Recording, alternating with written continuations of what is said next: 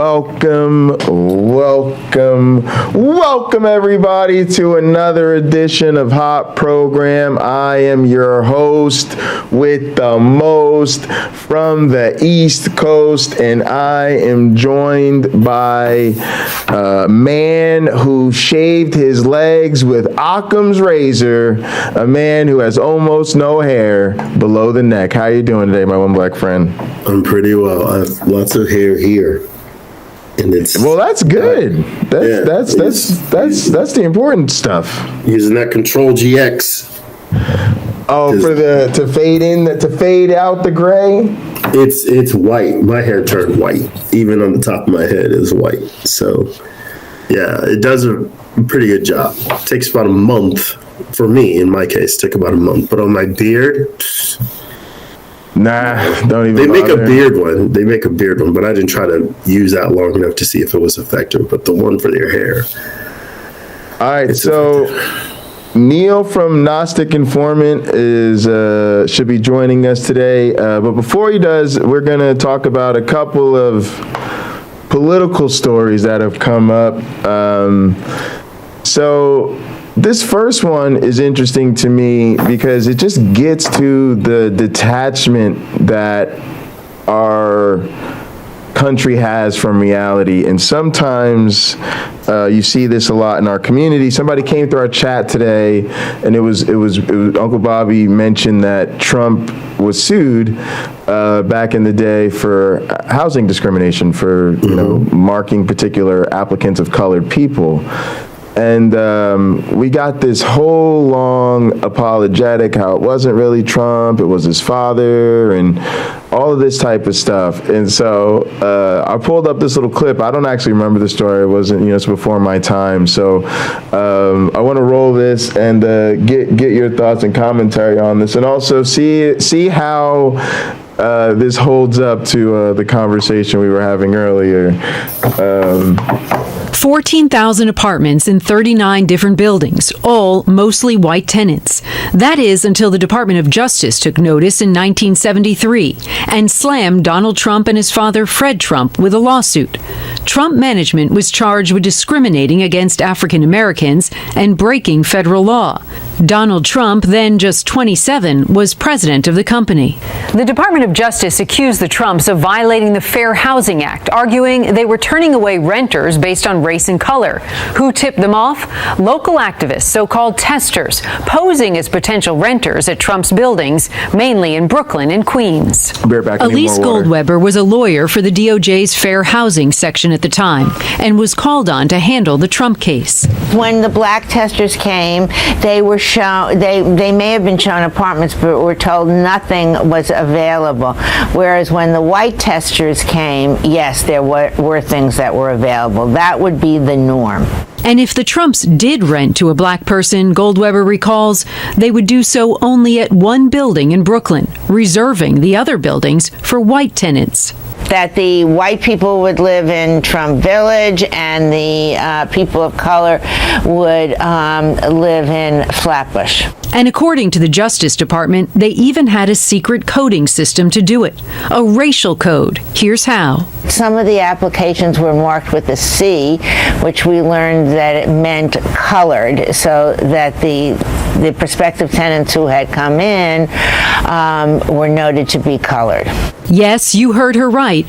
The Department of Justice alleged applications submitted by prospective African American renters were designated with a secret code, such as C for colored, to indicate a black person was looking to rent. In true Trump fashion, Donald Trump hit back, calling the government's accusations absolutely ridiculous, and telling the court, "I have never, nor has anyone in my organization ever, to the best of my knowledge, discriminated or shown bias in the renting of our apartments." Trump's lawyers said the government's suit failed to give names, addresses, or specific incidences of discrimination. Claiming the lawsuit caused substantial damage to their business and reputation, Trump took the most unusual step of suing the Justice Department for defamation, seeking $100 million in damages. But that countersuit was tossed out by the judge. Even so, the Trump family maintained they never discriminated based on color, but were instead trying to avoid renting to people on welfare. 2 years later, in 1975, Trump and his father settled the case, agreeing not to discriminate against anyone. They also promised to advertise in publications aimed at minorities, familiarize themselves with the details of the Fair Housing Act, and notify civil rights groups of apartment vacancies. The Department of Justice claimed victory, but the Trumps never admitted any wrongdoing, reportedly noting the settlement was in no way an admission of a violation. Donald Trump made dishonesty.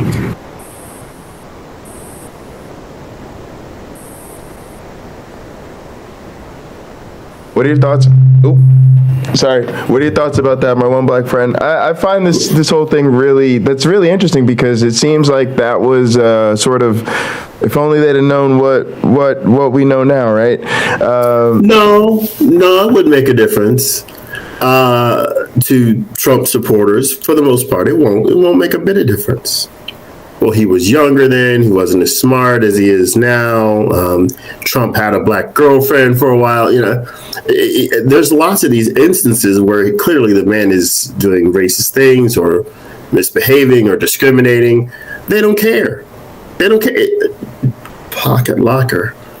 It's like you and I telling a person who has a belief in the Christian faith about the inconsistencies of the Bible, the behavior of its God, and so on. Ultimately, it's not more valuable than what they believe. What they don't like is less valuable than what they believe. Yeah. So they keep the belief. It was just interesting because I don't know. I guess earlier somebody tried to argue that it wasn't Trump. It was his father, right? It was his father. It was his father. Even though he was president of the company. That's what I'm saying. Trump was president of the company. President of the fucking company. But that to me was the richness of it. Like that's the part that got to me was. That bending over backwards to apologize for him, right? And at what point are you doing something questionably moral and trying to undermine people's narrative in this way? Like to me, it's. Well, I'll put it to you like this. We're lucky that people are open about this sort of thing. True. Rather than being closeted about it. Why are we lucky? Because you now know the character of that person. Again, I'll go back to the example of the guy I'm always correcting on Facebook. When he'll say Biden this, Biden that, Democrats this, Democrats that. And then I can give him more examples of the Republican doing the thing he said he just didn't like than Democrats, without even trying. So what it means is that is a person of little moral character. They just want to prove the other side is bad. Like, no, the other side is as bad as you are, or not as bad as you are. They make mistakes too. Right. And they make the same mistake you are making. So that guy, if he's not a Russian troll, and he may be, right. That guy is never going to change. He's never going to admit he's wrong to the people who admire him, right? Because he wants the accolades. He wants the support, and it doesn't matter how weak-minded he behaves. It doesn't matter how many people prove him wrong.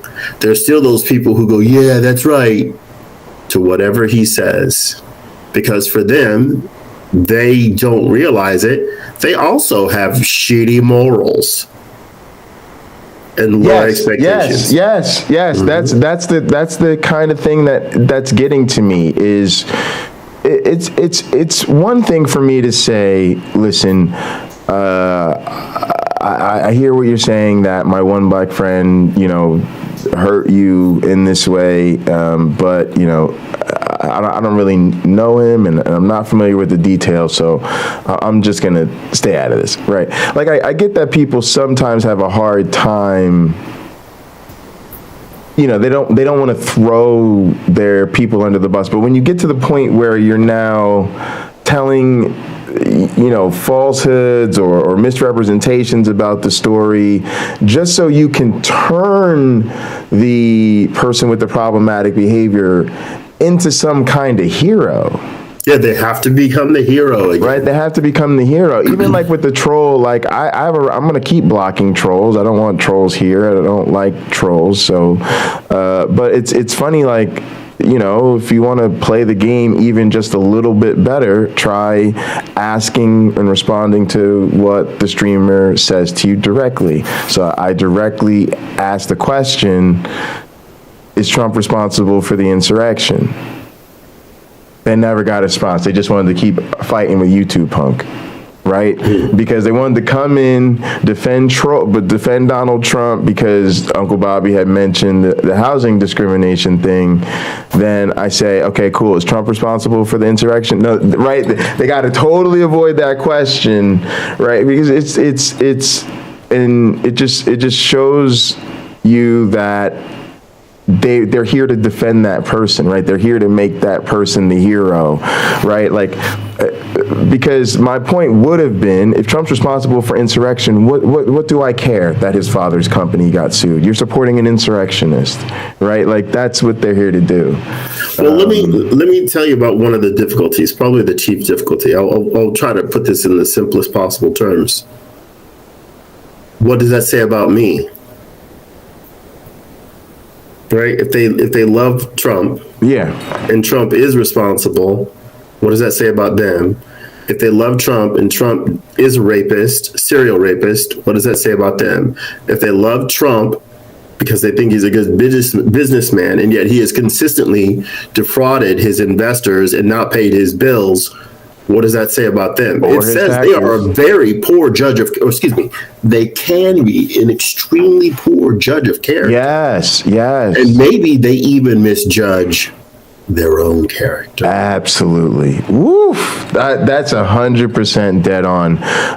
And speaking of stories about misjudging people's character, I want to talk a little bit more about this really curious phenomenon with George Santos. We haven't discussed it much. You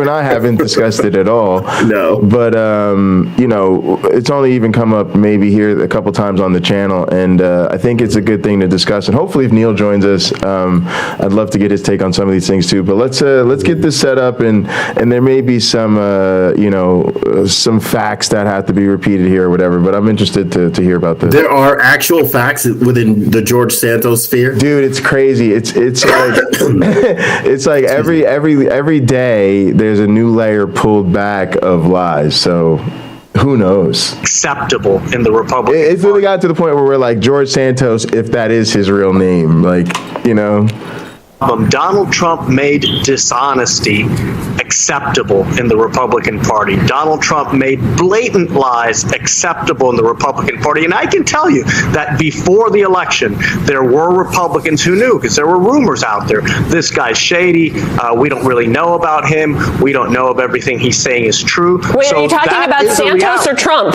Which one are you talking about? You're talking about Santos. I'm talking about the more recent case, which is George Santos. So, and Republicans went ahead and looked the other way, and many actually ended up supporting this guy. So the party does have to kind of reevaluate its standards now, hopefully, as Donald Trump fades in the back view mirror. And it's just absurd that they went ahead and supported this guy anyway, and that some are tolerating his service in the House. It's unimaginable, just like it's kind of unimaginable that Democrats and their research arms did not find any of this before the election. Right. There are a lot of oppo teams hitting their head against a wall tonight. Here's the thing, which is I was talking about Santos and I said misleading statements, that he has apologized for this. I'm going to put misleading statements in like the biggest air quotes ever, because we're talking about really substantive lies here, some of which this New York Times article showing an unregistered fund that raised money for Santos and that efforts to elect Santos may have skirted campaign finance rules. You tweeted that there are about a dozen federal campaign finance violations described in that article. Tell me more.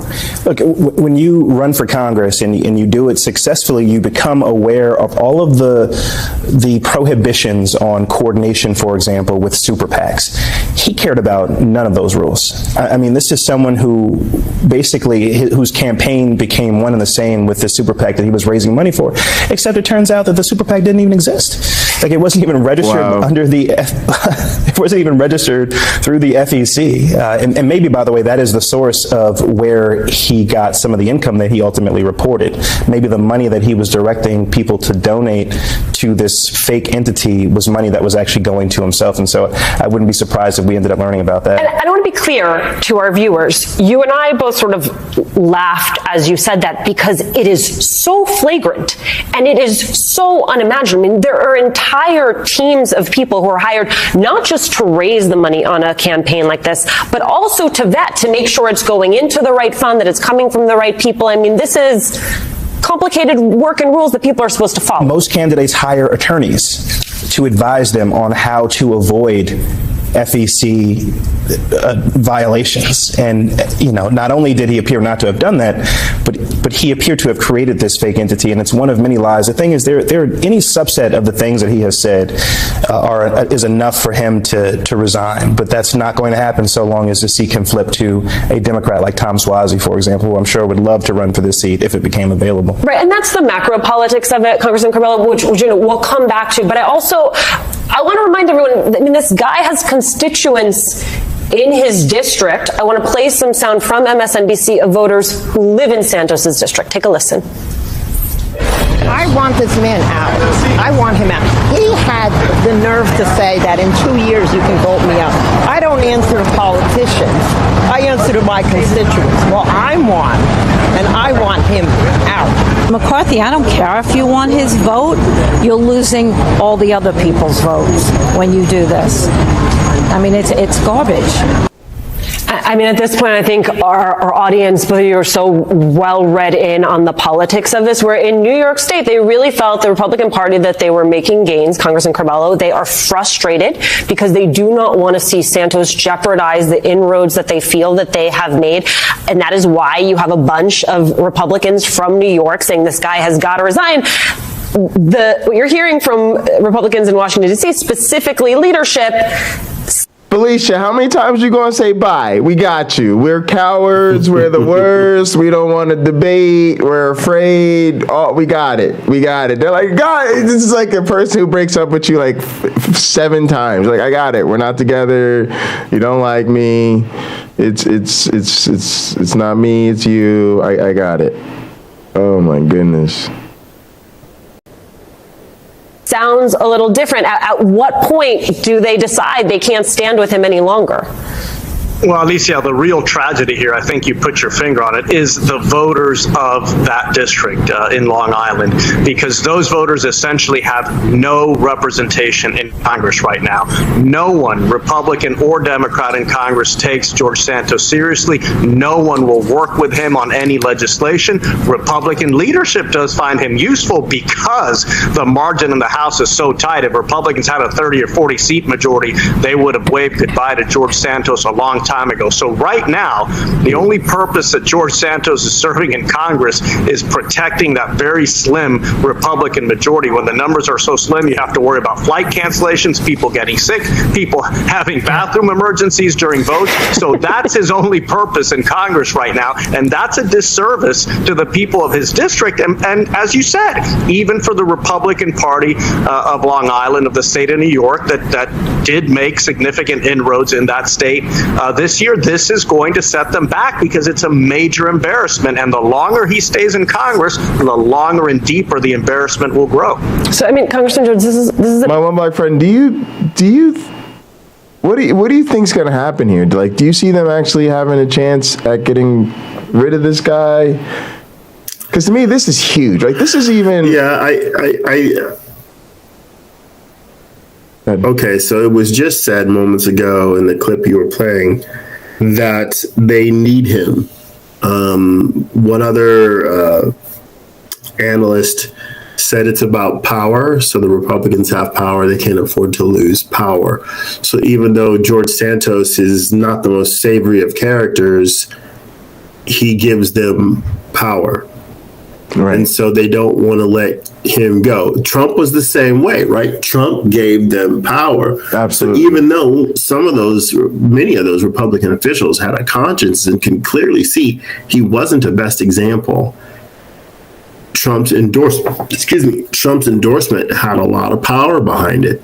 So people would just go ahead and play ball and give him whatever he was asking for or help him not get prosecuted, that sort of thing. Because why? It kept them in place. It kept them powerful. You got to remember, those are very lucrative jobs. I'm not going to say they're cushy jobs because I don't believe they are. I don't know that they are. But those are very lucrative jobs because you make a lot of really great connections and you hear about a lot of things before they get popular and expensive so you can buy in at a lower price.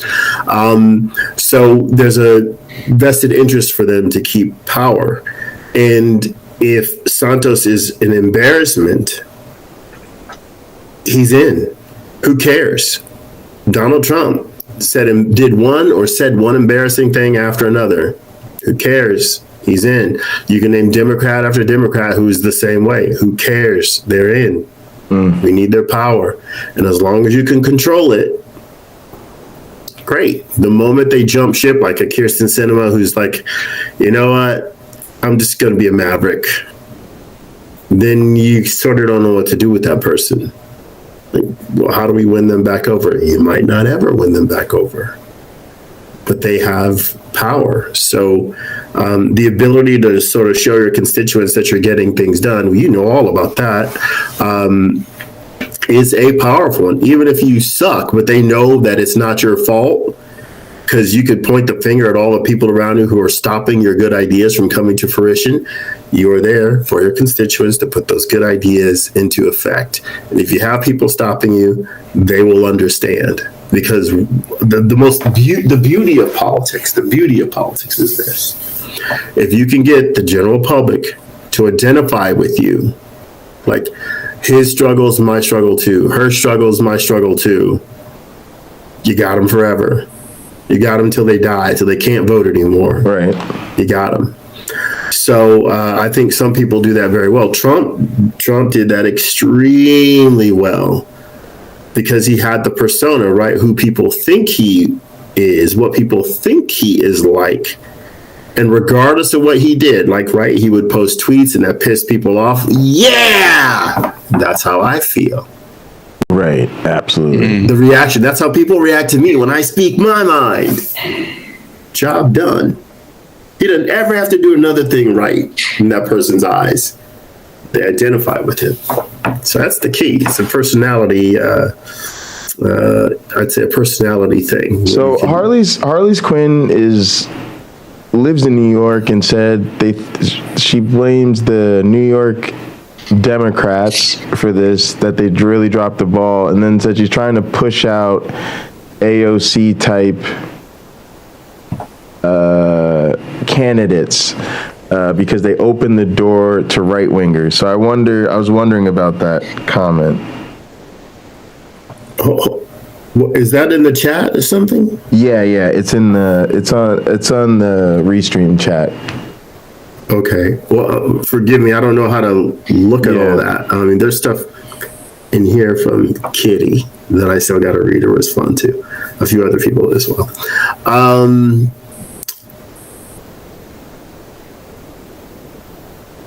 I don't know how to answer that question. No, I was hoping it was a question for her to tell me what she means by how they're opening the door to the right wingers, because I think a lot of people, that are not in New York think of AOC as being like a progressive candidate. So I'm wondering why she doesn't. So it's just interesting. But speaking of them dropping the ball, right? One of the things that they brought up that they didn't do their homework with the opposition research. It feels like if he would have been caught up in some social media scandals or said some, racist nonsense on Twitter or whatever, they'd have been all over that. Like I don't know. No, Strom Thurmond stayed in office for decades, and he was a racist against black people with a black daughter. Right? He stuck around. There's Neil. Hey, Neil. Hey, what's up, guys? Hi, Neil. How you doing, man? Good, man. Just listening to everyone talking. It's a good conversation. Yes, we wanted to. So Neil, y'all, I don't know if y'all know Gnostic Informant. His link is in the description already. So you should be able to just click on that, go over there and sub. Really appreciate you coming on. You had me on, I don't know, it was a couple weeks ago or something. Yeah. Recently got back from Israel with Derek from Mythvision. Yep. But yeah, I don't know. There wasn't a game plan. We just wanted to have you on, man. Super excited. Yeah, man. We don't have enough guests, and we were kind of doing a bit of a political grab bag, and I thought maybe that would be a good thing to get into, because we don't get to hear you talk about this type of thing much. Yeah. But a lot of us are, I think, motivated by the ways in which, at least the way we see it, the sort of conservative theological ideologies sort of undermine a lot of what's going on in sort of the social political sphere. Was that part of the deal for you, or are you the type of guy kind of stays away from this stuff and you've got your own motivations for your apologetics? That was definitely part of the deal. So when I got out of, I don't know if I told you, I was in prison for 18 months in New York State prison. And that's where I became a reader. First of all, that's where I first became a reader. Never read books until I went to prison. But second of all, I became fundamentalist Christian in there, because I was reading the Bible cover to cover, like, every couple of weeks, and reading it over and over and stuff. Really? Repeatedly? Yeah. That's where it was. That's where it happened, in prison. Wow. So when I came out, when I got out, a friend of mine who I grew up with, who I knew since kindergarten, was also evangelical at the time, and I just naturally went to his church because I didn't know where else to do. Sure. So I jumped right into the right wing Trump. Well, yeah, leading up to that, but yeah, it was a right wing conservative church. Eventually becomes a Trump church, you know what I mean? One of those type of churches. Yeah. And I was in that world, like full blown in that world. As soon as I started to deconvert, it's funny because it's like dominoes. Once you take one domino, once one domino falls, the next domino next to that falls, and then the next domino falls, and all of a sudden everything, that your whole worldview falls apart just from one domino falling apart. Yes. So I went from being a right wing fundamentalist reactionary Christian to I'm completely liberal now. I'm completely progressive now. I consider myself progressive. That's probably the best way to describe it. Sure. Thanks for sharing. Can you describe what that process was like when you were deconverting? Because it sounds like that was a lot of change going on. And I have the opposite question. Oh, well, hey, go take yours first. No.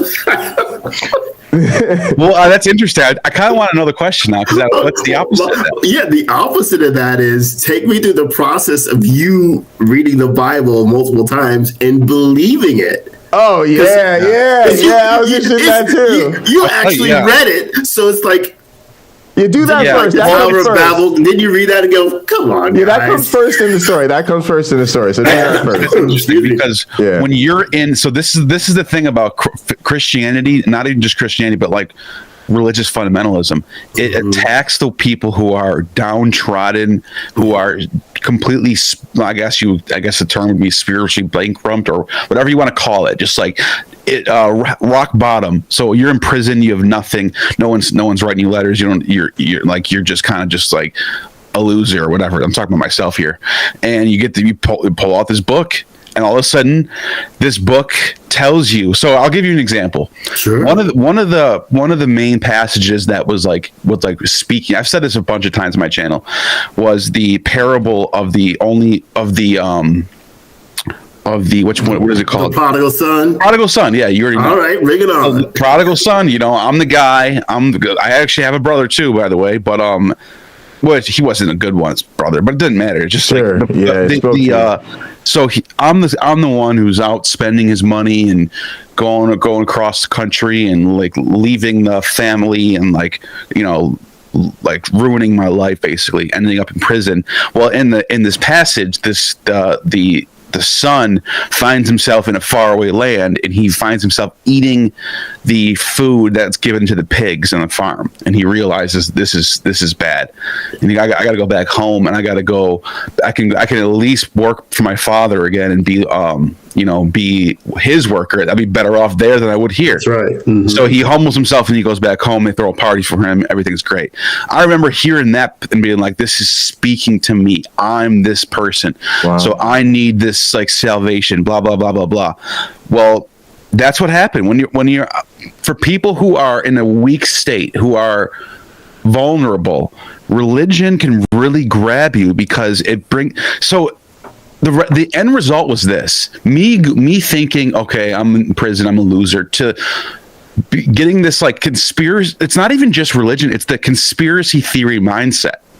The conspiracy theory mindset makes you think that you're smarter than everyone else. Everyone else is a bunch of sheep. They're all being brainwashed. It's like you think that you have the truth. You're special. God chose you. You can see through all the bullshit. The mainstream media is lying to you, bro. They're lying to you. You don't understand. But then, so you think you're smarter than everyone else, right? Because you all of a sudden can see through the mainstream media. But little did I know at the time, I'm completely uneducated, no college, no nothing. Basically dropped out of school. I mean, I did graduate, but it was like I barely went to school. I skipped school every day. So I don't know what I'm talking about. I don't know any of this shit. I don't know about climate change. I don't know about none of this stuff.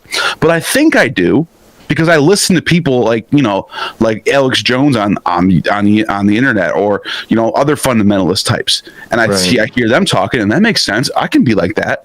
And so you find that home. It really grabs people who are vulnerable. That's what happens. The echo chamber. Yeah, it's the echo chamber. The sweetness of the echo. And was someone ministering to you while you were? Yeah, was Frank Turek there? Hey man, there was a guy sense. Just like Frank Turek though, just like him. It might as well been Frank Turek. Okay, the guy who was coming in from the outside was one of those types, one of those like right wing reactionary types. Wow. Well, so I just want to circle back. So sure. Those of you taking notes, as Ivan Van Serta would say, please note that Neil told us he found a message that resonated with him. He saw himself in the message. I'm telling you, that's how those politicians do it. They become resonant with their constituents. They find a way. And that is hugely impactful. Now think of it. At that time, Neil could go out and talk to other people in his world, right, about the power of the Bible, what he learned from that. And he's personalizing those stories that he read. He can equate what happened with the characters in the book with his very own life. And the person he's speaking with can do the exact same thing. And that is why it works. Because it's relatable. I can tell you most of the stories I read in the Bible, I think are so much like falsehood, parable, and sometimes parody and all that stuff. However, it resonates with people. So 100%. I would have to say, largely they're good stories. Even the talking donkey, the talking bush, and the talking snake. Hey. Well, that's one of the things we disagree about. Repeating that now. I can't stand those stories because to me, I can't.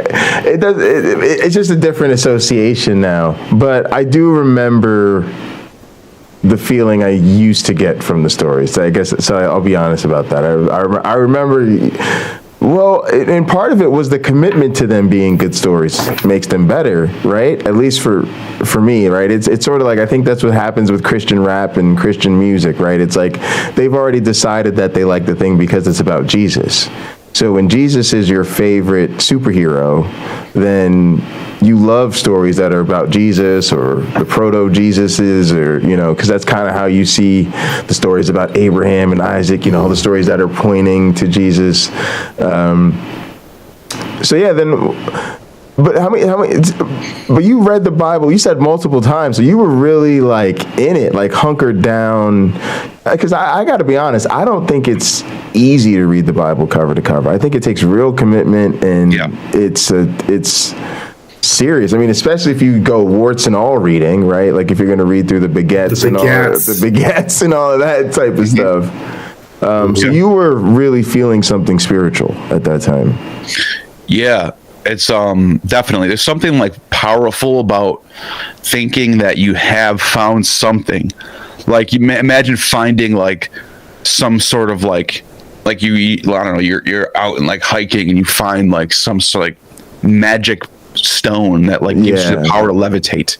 It's you think that you found something that no one else knows about, and you have this special thing, and you're chosen now, and everyone else they're all doomed to hell, and you're chosen to be saved, and you have the truth, and the better politics now, and you have everything, and you see the world through.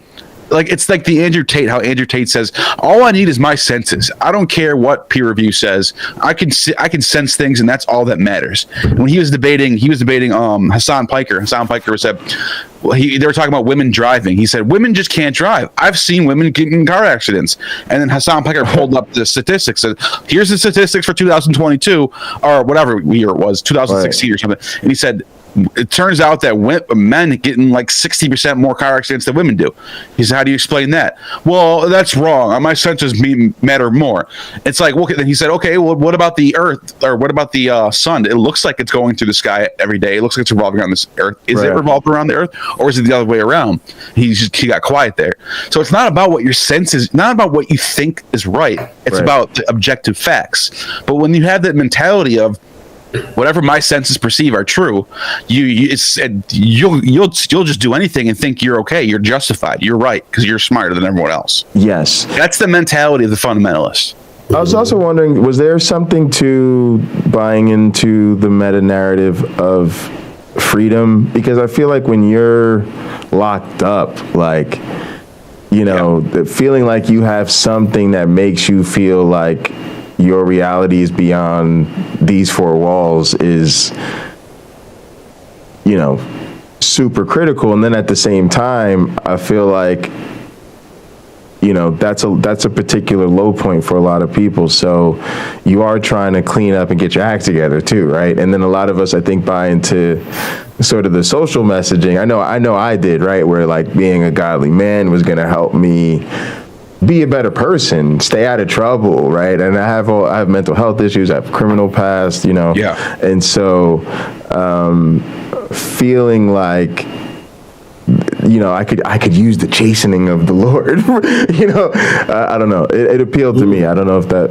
Yeah, that's definitely part of it. That's a huge part of it, actually. All right. Well, this is a question for you both. Did you both feel that you had a duty to go out and convert others, to sort of win them for Christ, as a result of you rising out of your own situation, right? You're sort of bursting free from being trapped in carbonite, and now you can go influence the world. Did you both have that feeling? I did to an extent, but when I look back now, it was more I thought I was doing that at the time. And I even convinced myself that I was, but now I look back and I remember, and I'm thinking now it was more about myself, trying to play a role, I'm going to save you, and whether you accept it or not, at least I got to show you how good I look and how I'm on the side of the truth and you're not. Pocket locker. But yeah, because barely anybody would actually say, "Yeah, let me convert right now." It happened very, very rarely. Yeah, I can relate to that. I don't know. For me, I think I was always that way. So well before. So I think I'd always had a mentality to serve the church. I think it certainly elevated my sense of, wanting to keep people out of trouble. But I definitely relate to working at a church and spreading my testimony, sharing my testimony, and we did a lot of great work in the community, but there was a lot of within the church work that you felt really great about that looking back is literally preaching to the choir? I mean, it's just so, so it's just, that's kind of fun. So when did you start? So you said, so you got out and then you go to a friend's church because you know them already. I believe that I did the same thing, try to maintain some relationships because you're trying to get yourself situated when you get out. When did you start deconverting? What triggered that? The first domino to fall, it just happened to be that I was at a King James only church. So the first domino to fall was, is the King James really perfect, pure, and flawless? And when I started to, that's what did it for me. Because when I started, I actually left that church. I went to Pentecostal. And the last church I went to, believe it or not, my last day attending church was getting baptized in a Pentecostal church because I thought changing churches would be the answer. And then I remember leaving that church and be like, nope, I'm out of here. This is it. I'm done. I'm an atheist now. Like, literally, it was like, I'll check out Gnosticism. Oh, you remember? That was the last day. My last day. And you kind of remember like you were done. Yeah, I remember being like, if this baptism, if I don't feel the Holy Spirit after this, it's over.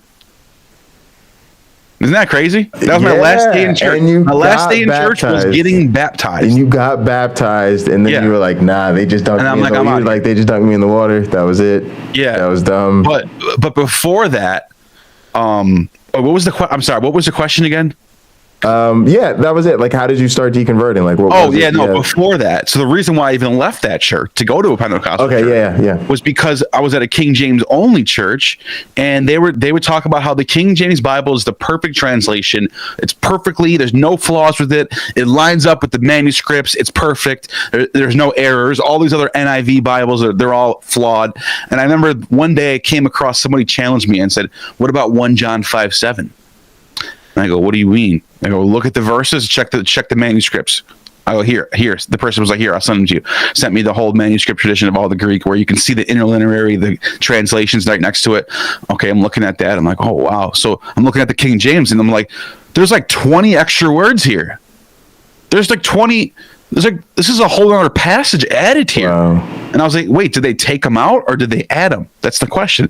So I did some digging. So I started, and I remember watching Bart Ehrman videos before I even knew who he was. Really? He has videos on the King James Bible, the problems with it. So I found Religion for Breakfast. He had a video on it too. I started looking into that section, the King James stuff, and I remember being like, dude, there's problems with this Bible. I went to my pastor and asked him the question. You know what he said to me? He said, scholars are lying to you. There is Greek manuscripts, but they'll never show them to us because they hate our Bible, because they know that we have the truth, and they're a bunch of atheists and they hate us.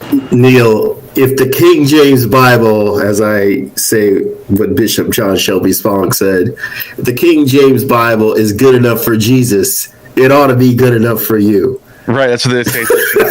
They would say stuff like that too. They would say crazy shit like that, and like they would be like, they'd say it like half jokingly, but like they were serious. They were serious. Yeah, it was one of those weird things that I'd be like, are we joking right now? But like this guy really thought, or maybe I don't know if he thought or he's straight up lied to my face, but he said to me that all the scholars are lying. They're withholding manuscripts from us. This is the original text. Don't listen to them. And then he told me to pray on it. Wow. Which didn't work. When I stepped away, I really liked your Holy Spirit put up or shut up baptism. That was my last day in church. In fact, if you watch the first video on my channel, Gnostic Informant, it shows me getting baptized. That was my last day in church. That was not my first day in church. It was my last day in church. I will humbly ask that you place the link to that in the chat. Sure, I will. I want to see it. Yeah, I have it. It's in the video. Everybody's got their own thing, and I find myself unable to predict what it is, and so that the King James only thing was interesting to me, and I think maybe it's because I probably grew up in, like I say, like an NIV house or something like that. So So we were already, the King James wasn't the. Yeah, that's not an issue for you. Yeah, it wasn't an issue. Yeah. So that kind of helped me out, though. That little layer. If I didn't have that problem, maybe I'd still be there. Who knows? Absolutely. So I think one day someone would have said to you, let's go to the end of Mark. And then you go to the end of Mark and they say, all right, can you drink deadly poison and it not harm you? Can you take up serpents? How about this one? Let's make it easy on you. Can you heal people by laying hands on them? Let's see it. And when you couldn't do that, you might be like, well. Yeah, you're probably right. There probably would have been something else that would have happened. You don't know what that really means. What that really means is something else. It's not so simple, like I'm saying. Melody Joy put the chat that the first domino was Trumpism, followed by trying to figure out salvation and being confused by Paul, James, Peter. And Jesus studying the Bible led me out. Some people believe they can heal people. Melody Joy, I have a story. Can I just tell a story? I know we have a guest. I'd love to tell this. So I have bone-on-bone arthritis in my right ankle, and it's been that way for years. I'm one of the lucky people who can't feel how painful it should be most days. As long as I keep moving, it's okay. Well, one day I was limping pretty badly, and I was outside of a Panda Express in Studio City, California, and a woman comes up to me, stop. Is there pain in your leg? Like, yes, ma'am, in my ankle. She goes, I can heal you. Like, really? She put her hands on my ankle. Oh, no. And prayed. Now, I'm an atheist at this point. So for me, I know this is purely for entertainment purposes. It's like scratch-off tickets with the lottery. Right. Don't try to make your living doing that. Right. So I'm looking at her, and she's praying for me, and she says, in Jesus' name, amen. And because I thought this was a sweet, sweet gesture, I also said amen. And she goes, how do you feel? And I said, the same. It still hurts.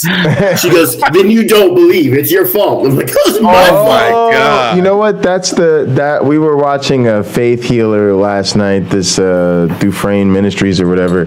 And that is the core message of at least the modern faith healing movement, right? Is that you have to have the seed faith, you have the expectation, and if God isn't granting you the healing, it's because he wants to move through his faith, right? His word promises for him to move in faith. And so if you're not believing properly, then, but it is really terrible because it puts the blame back on the person who's being scammed. It's a perfect grift. Right. Because people already are psychologically predisposed to doubt themselves.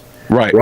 Yeah. You walk around and you'll meet person after person who's psychologically damaged, that they don't believe in themselves. They don't think they deserve X, Y, Z. Yep. They've been conditioned to underperform, all sorts of things like that. No wonder. I was thinking about on a future show, if we have a Christian on, to ask them, is there anything done by Jesus or his disciples that couldn't be faked by con men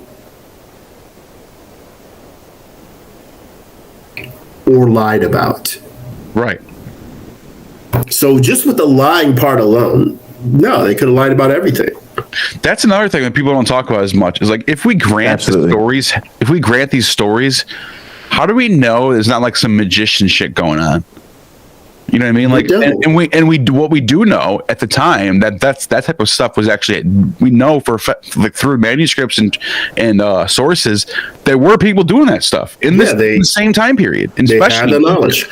Well, there is that thought that Jesus was the magician. Yeah, that's what the Talmud says about him. Yeah. And he could have, pulled some early Chris Angel type of stuff where you can set up a platform and walk on water and promise the people to do it, and they've got to stay a certain distance, and then he does it, and they were people turning water into wine. That was a common trick. All you had to do was, create a proper device for it where water flows in one side and you have wine that pours out of the other. So I actually used to think that was a really fascinating potential historicity, right? That we're describing a magician. So once these pieces start to fall for you, because it sounds like it was the King James Bible first, right? Yeah. So how do you eventually get a problem with like this bigger? How do you eventually figure out where this fits in the bigger picture? Yeah. It was all happening congruently. Does that make sense? Congruently or parallel? Concurrently, around the same time? Concurrently, yeah. It was all happening concurrently with the Trump era. Okay. So I'm watching the election go down. And I'm watching people lose their minds. I'm watching all these so-called prophets in the church that are saying that he's going to win another term and he's going to usher in the kingdom of heaven. This is all planned out. It's all in Daniel. It's all in Revelation. It's all going to happen. So this is this is recent for you. This is 2020, not 2016. Dude, I started my channel I started my channel in late 2021. Okay. A year and a half after the election. So I've always talked about this. I'm a recent deconvert, very recent, and I remember watching people being like, he really did win the election, just as Jesus promised, but they're lying about it. And I remember just being like, is our God weaker than the Democrats? Yes. I remember being like, no, and like that. It sounds funny, but like that literally, that messed me up, man. Okay. It is funny actually, but it messed up my faith in this movement because I remember being like, these are a bunch of losers. Their God is weaker than Satan. Satan is in control of everything. They can't this can't be right. Right, because they named it. All these things that are planned by these prophets are not happening, and now we have this guy who is crying about the election, and I really wanted it. It was the greatest election of all time. I remember like, this guy's a loser. This guy cannot be the leader of this movement that I'm in. I'm like, I'm done with it. Like that, and I think I speak for a lot of people too that moved to the left after that election. Not even just Christians, people just political in general. Oh yeah, absolutely. Well, Trump would put the mess in Messiah for sure, and he's just fantastic at lying. He learned that from being in real estate and being a developer. He learned that there. Look, if you tell your investors there's a possibility this could fail if the following things could happen, and then you list absolutely everything that could happen. But then you talk about how great it's going to be, and then he can say, I got plausible deniability. I mean, I told him this stuff could happen, and then it happened. He said before the election, and Barry Schwartz said it before Trump did, he said if he loses the election, he's going to say that there was cheating involved. Yeah, they were saying that. I remember that. So Barry Schwartz said that before Trump did it. He says if I lose the election, it's only because they cheat. So Trump eventually said it. Now, he said it. Excuse me. I don't even need Trump to open his mouth to tell me a second time that it's somebody else's fault he didn't win. And he'll say stuff like, and ministers say stuff like this too. And like it was, for me as a person who is like interested in anthropology and sociology, it was very interesting to watch. He said, I got more votes than any other sitting president ever did. Not enough people could say when Republicans who supported Trump would repeat that, but it only takes one more vote than that to lose. And Biden had millions of more votes than that. So Trump isn't lying when he said I got more votes. But you know what's funny about that? He didn't get more votes than Biden. What? Almost every election has more votes than the election before that because population's growing every 4 years. Mm-hmm. Sure. So like that's such a weak claim. Fallacious statement to begin with. Right. And people who didn't vote, there's people who didn't vote in a previous election. They now vote in this upcoming one because they feel, this is so important, and I realize that my vote does make a difference. I mean, anybody who doesn't think their vote doesn't make a difference can look at that race Lauren Boebert had, where it was down to like hundreds of votes between her and the other guy who, quite honestly, probably would be doing a better job. Yeah, she is just, oh my God, that lady. So it's middle school all over again, her and Marjorie Taylor Greene. And I'm like, what, ladies, you got to realize the position you're in. You can really do some good.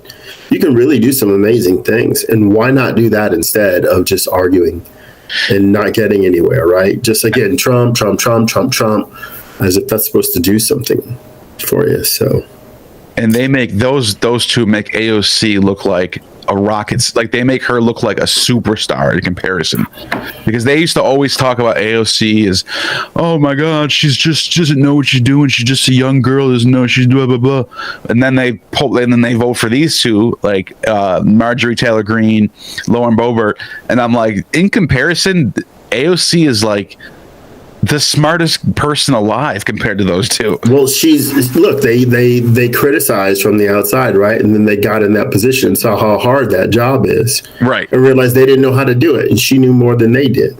Yeah, exactly. So, by the way, a moment ago we were talking about political things like getting elected with the Santos sort of thing. Right now, Matt Gaetz is being investigated for transporting minors across state lines for like reasons of prostitution and stuff like that.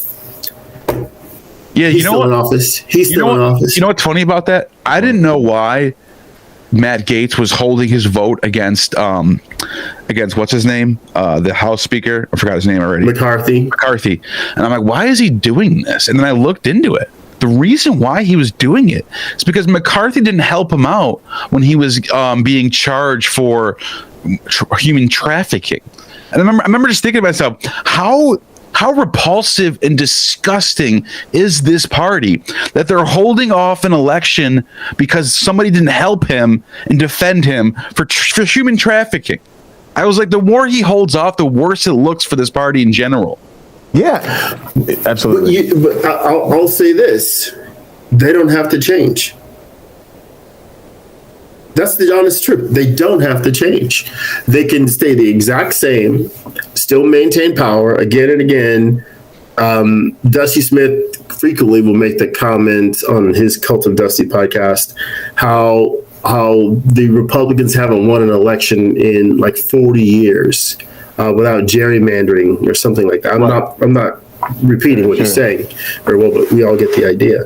So if that's what it takes, if you just people can't vote in a rectangle or a square, you got to have that wiggly line going all over the place just to get these people in who are Republican and exclude these people who are Democrats so it could be fair.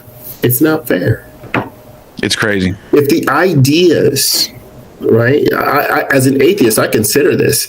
If the ideas that are the dominant ones in the nation are ones that I can't identify with or I can't support, maybe I need to live somewhere else. There are other places who will align more with my thinking. Like, I don't think we should have prayer in school, organized prayer in school. Any kid ought to be able to pray if they want to. But you know what's, not to cut you off, but I just thought of something, because what you're saying makes a lot. It's really actually profound, because that's how you know there's a minority in government that have a lot of power, a lot of money, a lot of weight behind their movement. Like, thinking of Matt Gaetz, he's holding back.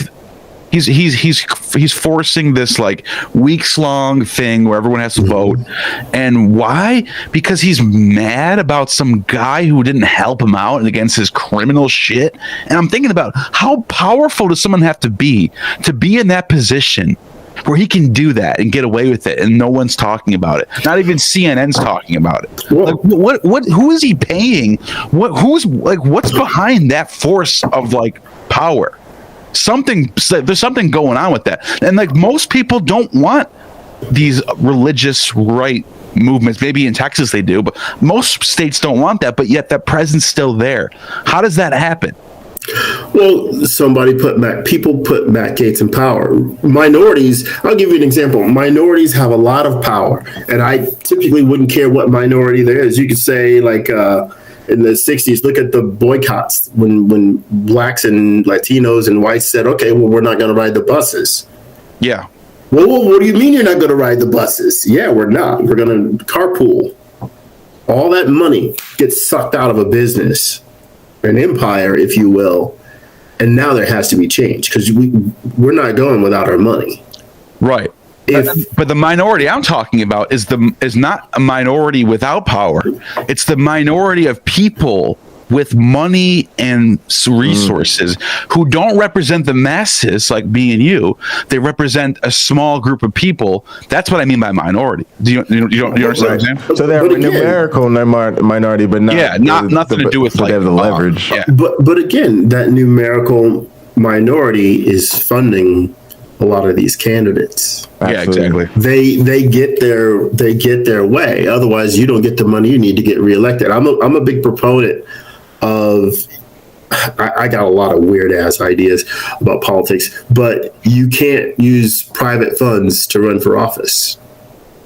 You have to get signatures. You have to register to run for office, and then there's a government-funded fund, which means we taxpayers pay for it, that all the money for your campaign comes out of. Period. No, Monsanto can't give you $10,000. They can't give you anything. When it comes to your salary, there's an app that people in your state sign up for, and there's a cap. They can contribute a maximum of $10 and no more.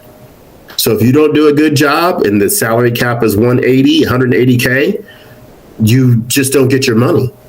You get what people think you're worth. And if you can't find that many people to give you $10 out of their own pocket, because that's where the money comes from, then you're not doing a good job. They don't support you. That's a good point. So but at the same you can't time, invest while you're in office. I got all that. You can't invest while you're in office. yeah, I get that. I agree with that. That's where so much of the problems are. It's money, it's power, it's overwhelming the rich, sense of impending it's doom. the people who I'm just thinking of an example of my own life where I know somebody who was just like me. He screwed up in his life. He was a heroin addict. He went to prison. But he had a family business that was just given to his lap the day he cleaned up. And most people in the addiction world don't have that to work towards. They have to work at Walmart or something, where he has here you go, you're good. And so people like that, and even this happens in politics, like Matt Gaetz, he can screw up and he'd be fine. People like that, they can literally, I'm trying to explain how to explain this. They can literally, they can screw up and go and still move up the ladder. Fail forward. Forward. That's what I was looking for. They fail forward. And then we have a system where there's people who fail forward and there's other people who try really hard and can't move forward. Absolutely. And that's where I see, and that division gets worse and worse and worse. And it's almost like we have two, but the problem, here's the really shitty part about it. That there was people like my old self. There's a lot of people in America right now who are voting against their own interest. Yes. They think that they're voting for freedom and liberty and freedom of speech. Jordan Peterson told us about this. But really what they don't realize is that they're voting for people who already have all the power and they're just going to keep it. Well, I think with you mentioned freedom of speech, and I think the agenda that certain Christians have to make the United States a theocracy, those are people who, unlike you and I, haven't read the Bible all the way through. Because there are a lot of things that if we were to be living biblically in this country, they are currently illegal. Yeah. And these are decrees of God, right? These are some of the 613 commandments of God. They are literally illegal in the United States. We have moved on from that limited, primitive thinking and made some progress. Today, we can look around and still see limited, primitive thinking in our modern society where, well, I don't like the idea of drag queen story hours because I don't want our children to be groomed. Well, which is more sexual, a man dressed up as a woman or the women at Hooters? Right. But you notice how I go there for the chicken. You notice how that directly contradicts the whole freedom and liberty attitude. That's it. All of a sudden, the things they're told are not good. They need to be against that, even though they're really going. The whole freedom and liberty attitude is just a facade. They're not letting people be free. They want people to play roles. All men do this. All women do that. Play your role. I don't care what you really want to live like. That's not cool. You got to do this. You got to do that. That's not freedom and liberty. It's the exact opposite. Look, if the biblical system was so good, people wouldn't sin at all. There'd be nothing that you would see, no behavior that could be called a sin if it was that good, but it's not. Yeah. I've told the story, and Neil, I don't think you were with us when I did. I made up a story about like a sort of an African story about a God that gave his life in trade of righteousness for the people. So instead of people being able to sin, they still had free will, and nobody wanted to ever commit anything like a sin. And so they didn't have sin in their culture anymore because this God gave his life. And it was an effective sacrifice, unlike Jesus, where people just kept on sinning, right? A believer can sin, even though the Bible says they cannot. Right. So, all right, great. I've told a better story, but the world isn't like that. You know, the world isn't like what the Bible says it should be like either. And it's never going to be like what the Bible says it should be like. I don't think that has to make us sad. I don't think that has to say, well, we're always taking a step backward. No, I think the best thing we can do is realize that a person must create themselves in a way. We all need to refine each other, yes, but one must be about the business of refining oneself to be the best person we can be in our society. And that doesn't mean stealing and taking advantage of people so that they have less, but maybe building together so we all can have what we need. Right? Yeah. So, you know, but it isn't that way. It's that way for some in your life. When let's take your friend that you use as an example. Let's say his family finally saw we can finally trust him with this business that we've taken the time and care to build. He would have thrown her all away before. Well, he's not going to do that now. He got the help he needed. He finally got the vision that he lacked. Right. And he could manage this well. Well, maybe that guy's going to do better than everybody else who came before him, you know, for that company. Right. And maybe in 5 more years, that company won't be around. He will have sold it, so he could buy drugs or run it in the ground or try to screw some girl in the warehouse, and then that's the end of that. You know. Right. Who knows? Who knows? Yeah, that's just. Yeah, it's not. And I can think of multiple examples of people failing forward. I've seen it many times. Mm-hmm. It's great. It's kind of a crazy thing if you think about it. Like, but there is no. People talk about equality, and even Jordan Peterson will say it's all about equality of opportunity, not equality of outcome. But do we really have that? I don't think so. No. Well, I would say it's more about the quality of opportunity. It's. I think I'm a living, breathing example of this. I had a chance right out of college to go to work for one of my brothers. This is in 1995. I graduated. He was going to pay me $100,000 a year in 1995 to go to work for him. I would be traveling the world buying scrap metal. Like, let's say there's a battleship in England. They're not going to sink it for military purposes. They're just going to sell it for scrap. And then I would have gone to China to broker deals, or other places in the United States or around the world to broker deals to sell the scrap metal. $100K a year, 1995. And I said to my brother, nah, I got a vision. I want to go to Hollywood and be an actor and a writer. That's what I wanted to do. Really? And yes. And so I took my marketing degree and off to Hollywood I went. Wow. Where I think it was, 17 years before I ever made $100,000 in a single year. Wow. And it wasn't because of acting. It was doing the stuff I do now. It wasn't because of acting. The money, July of last year, I made more money in July of last year than I ever did acting and writing combined. Like every single paycheck for acting, every single paycheck for writing, stuck together. I made more money in a single month. So the quality of my opportunity to follow my dreams, go to Hollywood and be an actor, was shit. The quality for going to work for my brother and making a ton of money was excellent. But I chose what I thought would be more fulfilling. I chose what I thought would be an unhindered, direct path, because I would simply show up and companies like 20th Century Fox would be saying, yes, Jesus, thank you for sending my one black friend to us to be in our movies, in our TV shows. That's not what happened. Yeah. They were like, you don't have any lines. You're an extra. Just stand in the back and don't look directly at the camera. That's excuse me. I'd love to share this story. Again, quality of opportunity. I was in a monster movie, or there's attack of these creatures, and I was in a bar. I was in a scene that was in a bar. Again, I am not the star. I'm just some schmuck in the background. And we were together. It was a small movie. We were together for like 15 days.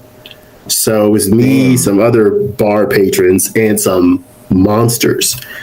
And I got to know the director, the producers, many of the other actors. And they call us in, and all right, you guys are all dead. They've attacked you. The ghouls have attacked you, and you're dead on the floor. So, and he goes, all right, my one black friend, you lay down right there. So, okay. So I lay down, and the director says, move your left leg. And I said, you mean like I'm twitching, like I'm dying, and this is just my body reacting? He goes, no, just move it forward, or move it backward. Okay, I move my leg. He goes, a little more. Okay, a little more. He goes, that's perfect. Now you're in the shot. And I'm laying on the ground, just my fat all jiggling because I'm laughing. And I says, you just wanted my leg? He goes, yes, and everybody starts laughing. And I'm like, okay, this is my moment. Wow. And that was my great Hollywood moment. It never got any, well, I guess there's one thing it got. I don't know. I did a couple cool things because I knew some cool people who had some good connections. But as far as me being on camera, that's the pinnacle right there, right? Damn. But if I just would have said, I'm not going to lose that vision of going to Hollywood and being an actor, I could have worked for my brother for 10 years, right? I could have saved my money, and probably even with investing and all that stuff, I probably could have been worth $2 or $3 million at the end of 10 years. I could have then gone to Hollywood, taken a few acting classes, and made a low budget film that I wrote. Right. I could have done that. Yeah. So that's not happening now. None of that's happening now. So did I throw away a better opportunity in favor of the opportunity that I thought was better? Yes. I absolutely say that, because I might have lost the idea to work in Hollywood at all. And then here we are almost 30 years later. If I would have stayed working for my brother, he wouldn't run his company. I would. Right. $100,000 a year is 30 years later, probably making $3 million a year. Damn. Yeah. Driving a company car. Yeah. And traveling the world, right? And knowing how to really live it up. So it's the quality of the opportunity. I have a brother who, he worked for a company he was a high school dropout, but when they saw him, like, oh my gosh, this kid's mind, he's extremely good with math and all that stuff. And they offered to pay for his college so that they could bring him into management there at this logistics company. And he turned them down. I thought, man, I hope I'm never that stupid. It turns out I was even more stupid than him. So, and I went to college. Cumulative case. So again, it's the quality. It wasn't as fun, right? That idea of going to school for somebody else to work a job at some company wasn't as fun as him racing motorcycles and chasing women. Right. Which he was excellent at both of those things. That was more fun. So if you talk to him today, he has zero regrets. I do. Wow. Yeah, he has zero regrets. He's got like 13 kids. Can't ride a motorcycle anymore, but oh well, it was fun while it lasted. Yeah. So I think for many people, let's go back to politics and religion. For many people, what are they getting out of their faith? What are they getting out of belonging to this or that political organization? I think a lot of it is reaffirming the choices that they've made. saying, excuse me, that me voting for Trump is the right choice because why? Trump understands me. Trump understands my struggle, and he's a businessman, and he knows how to advance this country. They don't know about his failures, and if they do, well, he's doing okay now, right? Right. And again, it's like he's tapped into this mindset or this like attitude of people who are reactionary in one sense, but they're also like it's also like this like masculine energy, this male like dominant like I could take charge, and you know America's all about being like, you know, the best and the strongest and having the biggest biceps and having the nicest cars, and who cares about the climate, guys? It's like, it's, you know, we're all going to hell or heaven anyway, who cares? Like that mindset. I think I can distill that even more. Let's hear it. I don't feel powerful, but I can be. Look at Andrew Tate. What's the draw with that guy, right? That's exactly the same energy. There's nothing special about that guy. You can even tell but he knows how to manipulate people. Yeah, it's the only thing special about that guy. And so when other people watch him, I don't want to be stepped on. Well, how does Andrew Tate go about not being stepped on? By stepping on people. Right. Trump. How does Trump go around not being stepped on? By stepping on people. It's amazing. If that's all you need to learn, I just told you. You don't have to buy a book from me. I don't sell one. You know, you don't have to watch me hours and hours repeating that. You already understand it. If I say it again, you're not going to understand it better. So if that is the easy way, if that is the fun way of rising up out of where you came from, you're going to be miserable one day. Yeah. It really is amazing how there's so many people who identify with someone who like you can clearly see they're losers. Us three right now, we know, we look at Andrew Tate and Trump and we listen to them and we're just like, they're losers. Absolutely. But there's people who are sitting there watching that and they see the exact opposite. In fact, that was 4 years ago, me. Well, I remember watching Trump in the first election, the 2016 one, and being like, you know, this guy he's going against the grain, man. He's just, you know, he's just something about him. Yes, that was it was an easy narrative to sink your teeth into. So, Uncle Bobby always says, you know, like we can get with that, right? But at some point, the disillusionment started for you. You see, like for me, like the parallels are crazy because I feel like now it's so obvious when I look at faith, when I look at, you know, God, I see this monstrous character and I see these people running around telling us God is love and all this, and it just feels like they're ignoring what's right in front of our face. And I feel like that's exactly what's happening with Trump. And now I think this Santos thing has even escalated that to the point that you can just be a complete fraud on the way in, I guess. Well, I want to just talk about that. I think the armchair psychologist in me says that they are God. In the example you just gave, they are God. If you were to, let's say we had an audience of, 6 million people, and they were almost all theists, right?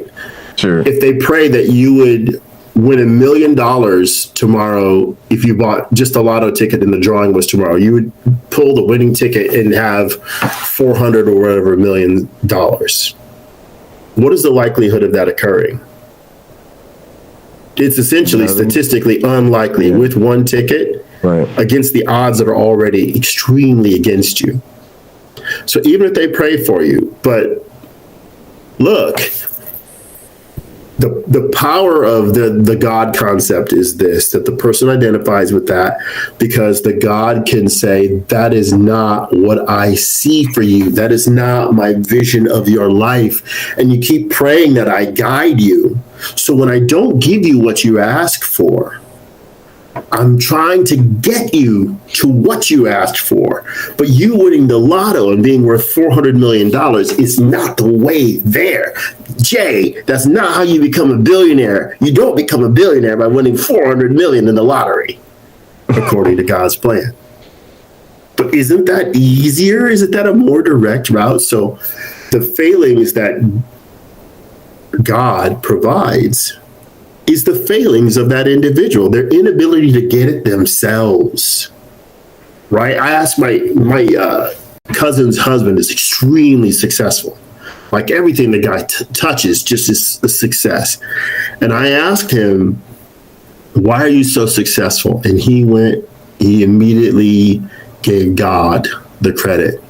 Wow. And now I heard story after story about how hard this guy worked, how focused he was on getting educated, how dedicated he is to his family, and how they support each other. It's really like their story is really beautiful, but he gave the credit to God. Isn't that amazing? It is amazing, and by the way, it's not what I expected to hear. Right. I sat there and I was like, okay, thank you for sharing. I couldn't say, but come on, dude, you working all these hours, you giving up this for that, and oh my gosh, and your wife helping you and getting the whole family together to do things, and I'm just like, that's even in Hollywood with like the awards, whatever, Oscars or something, they were always like, I want to thank God first of all, and I'm like, is that just like absolutely is that just like programmed for us to think that way? I'm going to say no. However, I have a marketing degree, and it may be useful. Again, religion is useful. I say that a lot, Neil.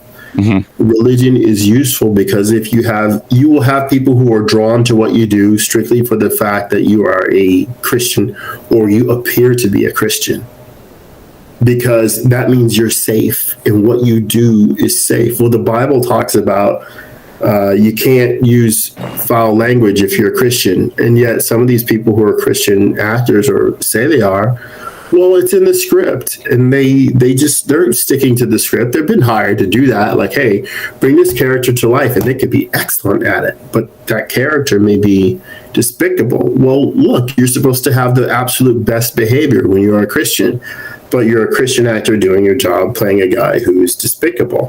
When I was going to church in California, in Los Angeles, I knew actors that wouldn't take those roles. They would be sad, like, yeah, I got off, but the guy's a thug, and like there's no redeemable aspects of him, so I can't take the role. And I'm thinking, I'm sitting next to them in church going, dude, I would.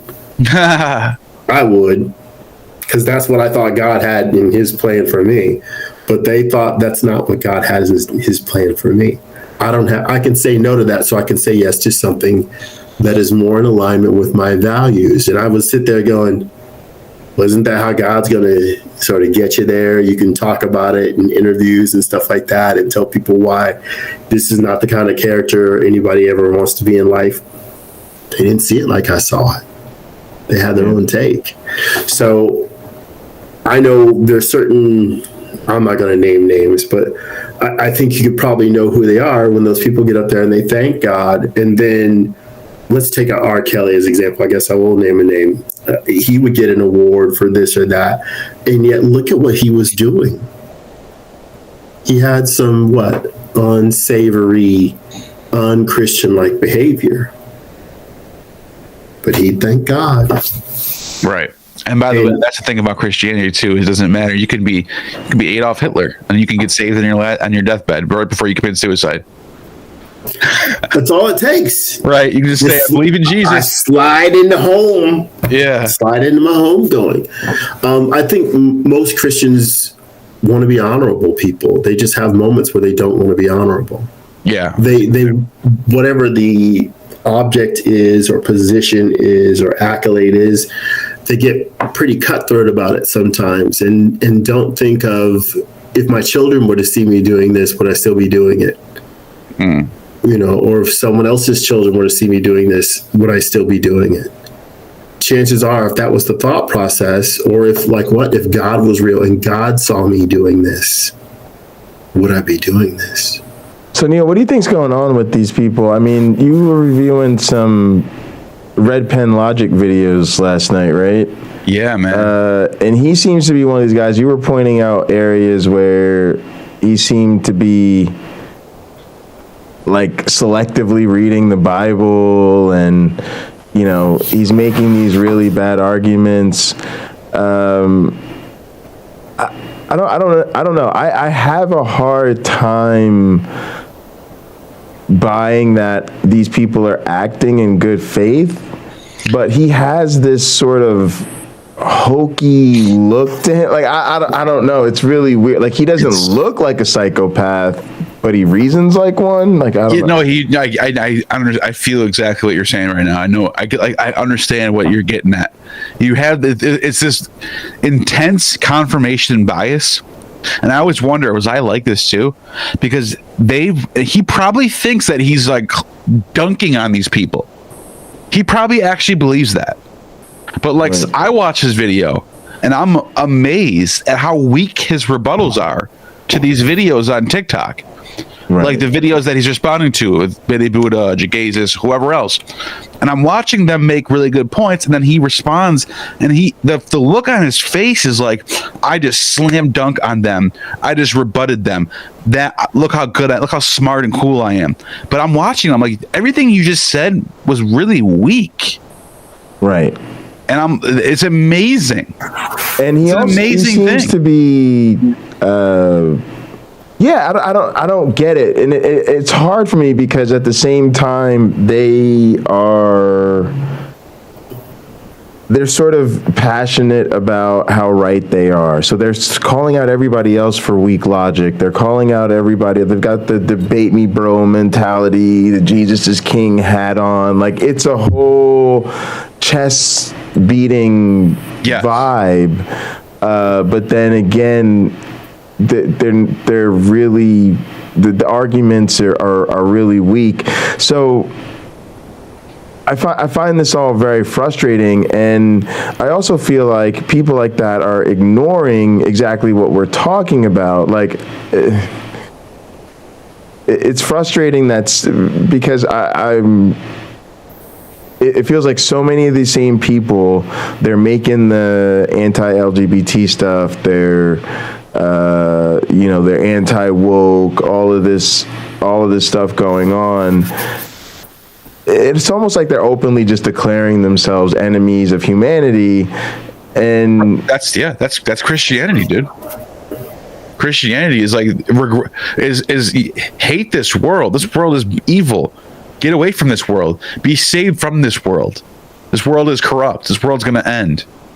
That's like the layer. That's like the bottom layer at the bottom of this onion.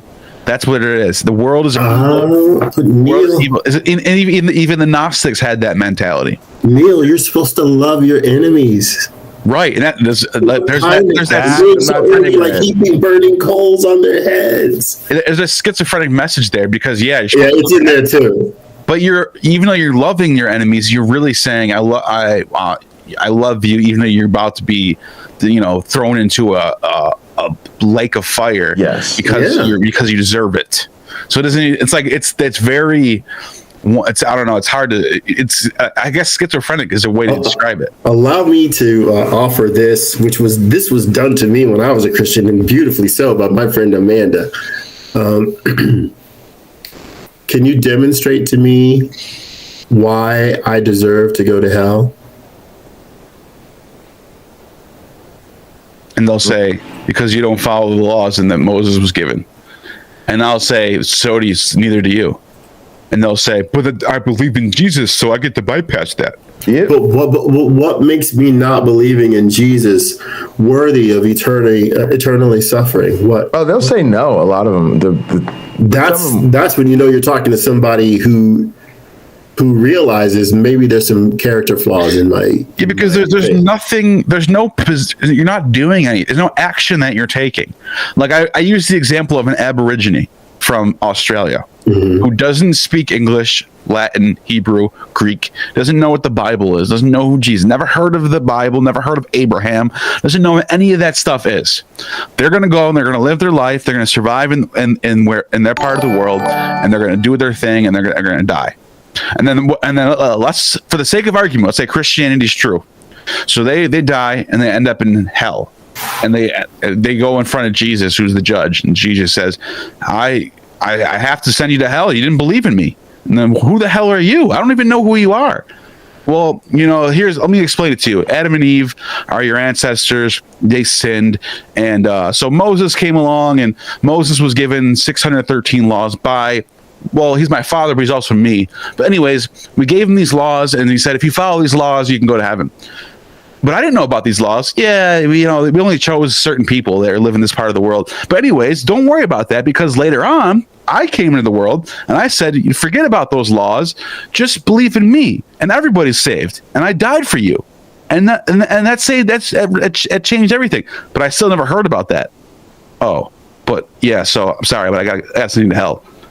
So what happened was someone should have told you. One of my evangelists should have came over to you and taught you about me. I guess they failed in that sense. So I got to send you to hell now. Like, can you imagine that playing out? Fortunately not. I mean, it's ludicrous on the face of it, and hey man, it's just knowing that can be just knowing that that scenario that I just laid out is not only possible, but if Christianity is true, that's going to happen. That's going to be literally a true scenario. Someone who never heard of Jesus or the Old Testament is going to wind up in hell and say, "Why am I here? I've never heard of any of this stuff." And God's going to say, "Well, that's just the way it is. You were an NPC character in my world." NPC.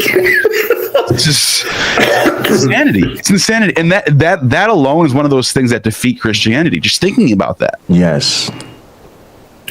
Well, I have to say, it is my personal belief that when you have that heart-to-heart talk with the believer, and you Socratically have them examine the tenets of their faith, the quality of their faith, the reasoning that went into the Bible, I think most people can snap out of it fairly simply.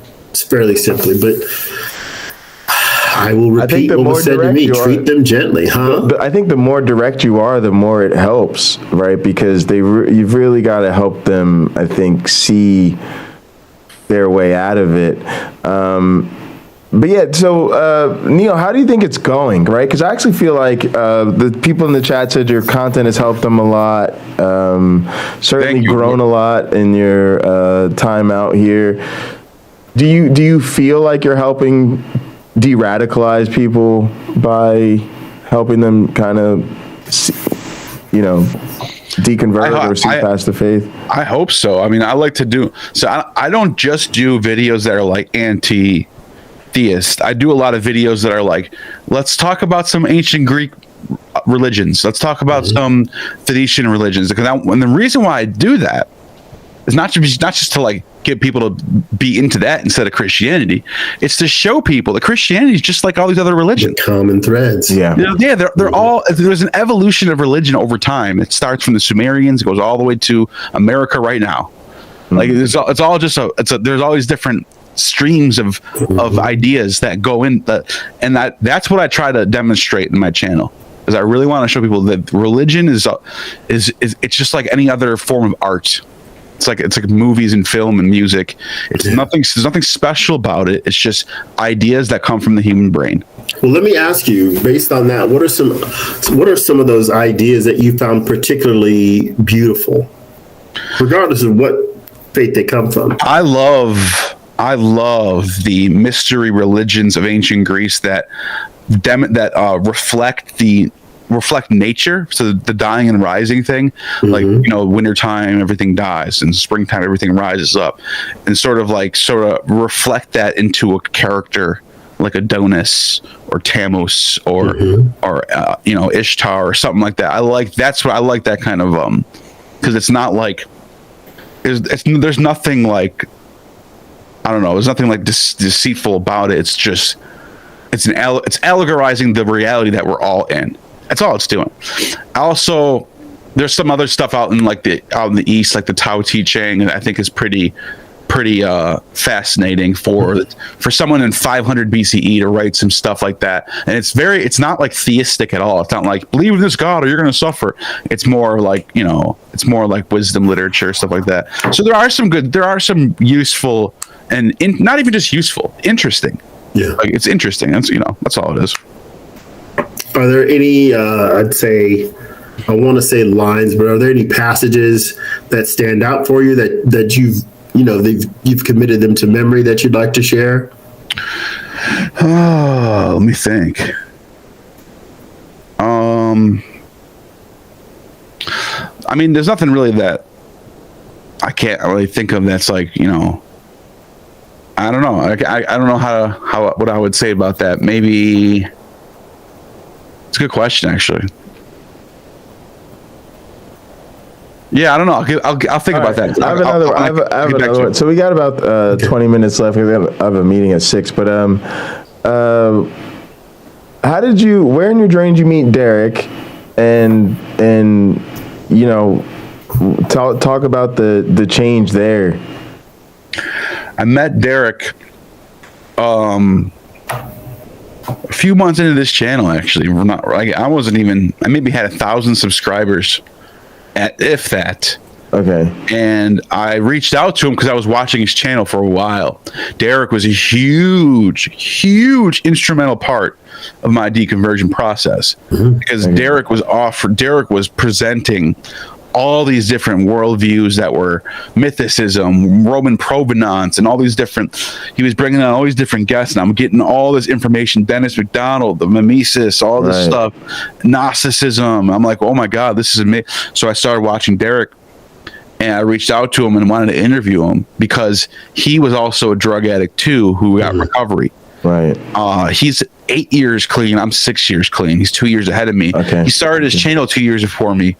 So it's like he's 2 years older than me. He's 35 and 33. Wow, so it's just like he's like an older brother in a weird way. True. So I've been following his lead and it's been working. He's been helping me out, man. Really. Oh, that's wonderful. Yeah, I interviewed him on the channel and we kept in touch, and we've been just shooting texts back and forth on a regular basis. Sure. And you went to Israel together. What was that trip like? I haven't watched too much of the coverage since you got back. I wanted to ask you guys about that. Yeah, we went to Israel with Dr. James Tabor, and we went on a tour of the whole entire country, from north to from the Galilee, from the border of Syria all the way down to the border of Amman and the desert of Sin, Sinai, and Egypt. Wow. And we went through the whole entire country. We saw Jerusalem, Nazareth, the city of David, everything. We went to Masada on top of the mountain. We have so much film that we're working on. Yeah, we still have a lot of film to produce and put out there at some point. But here's the thing. This is the thing. Me and Derek did this differently. Most people go to Israel. A lot of Christians will go to Israel and film content and be like, here's where Jesus was, and here's where Mary was, and this is where the Bible says that the donkey was talking. No. Me and Derek were like, okay, here's where they claim this happened. Here we are, and this is what we think. And Derek, what do you think happened? What do you think actually happened here? And me and Derek went there with a critical approach. So it's something we changed it up a little bit. Right. So when and we're going to be working on that. I'm actually going to. We're going to be working on putting out some like really highly edited content with that. We had a few other projects that were in the way, and which we just finished actually. So that should be coming up next. Oh, that's fantastic.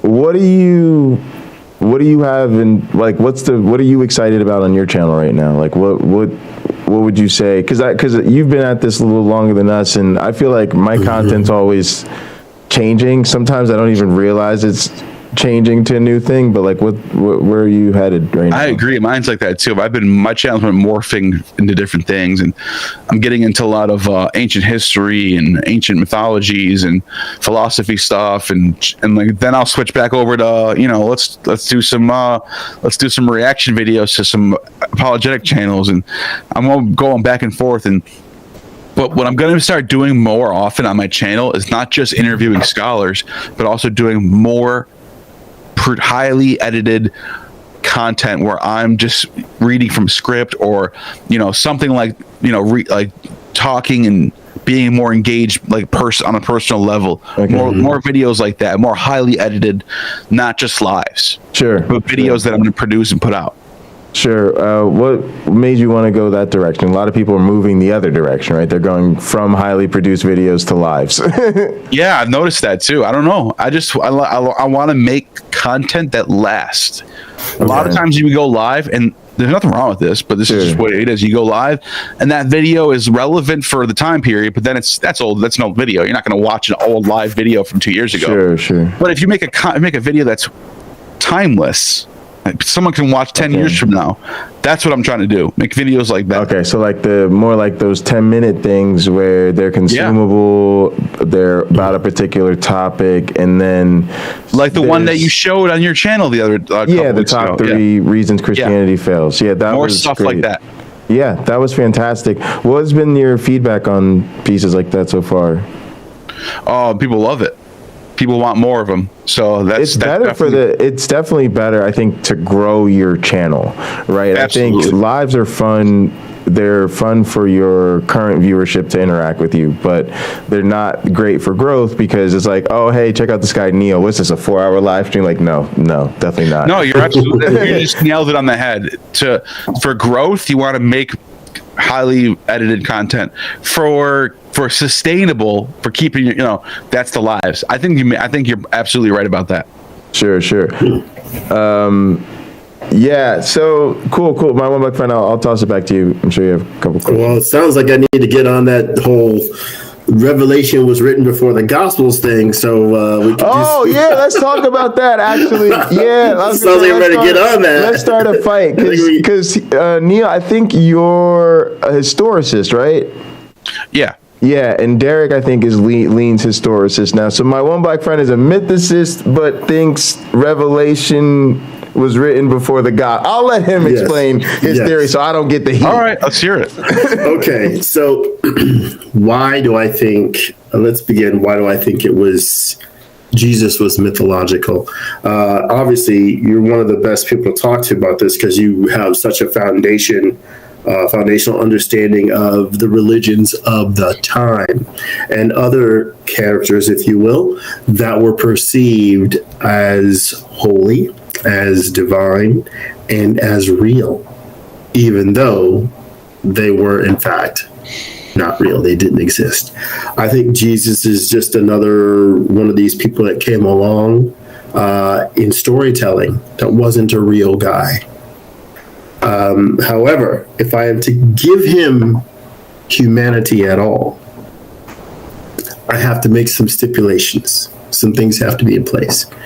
Among those things, the Gospel of John and Revelation would have to be the first 2 books written in the New Testament. Why is Revelation important? I can envision a structure where Jesus and John the Baptist were in cults, and I haven't decided which one would have joined first, but gotten the idea from reading Revelation that they were living in a time, they were 2 special people anointed and appointed by God to become part of the end of the world, to call the Hebrews in from the world back into Jerusalem, so that heaven could, a new Jerusalem could descend down, and there would be a new heaven and a new earth. I don't need the temple to be destroyed in 70 AD, because these things will be thrown down. That's in Zechariah. So when Jesus is on the Mount of Olives saying they'll be thrown down, there's going to be a new Jerusalem. You don't need the old one. Not one stone will stand upon another, of the temple. It'll be completely torn down. Well, hey, look, all I got to do is say to a Christian, well, that temple's not torn down, is it? Well, they built something on top of it, on top of the foundation, yeah. It's just not completely torn down, so you don't have a case there. But anyway, unless all does not mean all, and sometimes it doesn't. So from my standpoint, I would envision whoever the author of John is, well, one of the authors of John, is someone who may have known the real Jesus and may have walked and talked with the real Jesus. And Jesus is like a Trump-like figure. That's not to say that Jesus is despicable. I don't mean it in that respect. Jesus is a person who had a cult built up around him who admired what he did and what he said. And they, like improv, you heighten it, right? When they're writing the stories, it's all heightened. Absolutely. It is not possible for all the books in all the world to be overflowing with stories about Jesus. It's not possible. So it's hyperbole. Well, what else in these stories is hyperbole? Eventually, when I sit down and write all this out, I want to detail chapter and verse where I'm coming from with my thinking that Revelation is first, then John, then the other Gospels, will sort of rein Jesus in, right? And they reach back into the Old Testament and pull some of that mythology, those prophecies, they pull it into the time when Jesus is allegedly walking the earth. But that's why I think he could be real, but I need those concessions. Without them, he's just a made-up story. It's just a made-up story about a guy who was supposed to come back. And again, that question, what are some things, what is a thing that Jesus did that could not be lied about or fraudulent? Anything, name one thing that we could demonstrate. And there's nothing. He could have lied about it all. So you think he's a myth, but you think if he was historical, it makes sense to you that John, the Revelation and John come first? Yes, because they're using Revelation as their playbook for how things are supposed to turn out. Look, John says to Jesus, "Are you the one we were looking for, or shall we look for another?" Now, what's interesting about that is when I look at Revelation is writing about events that are happening in the 60s and 70s, with Nero being 666, him falling.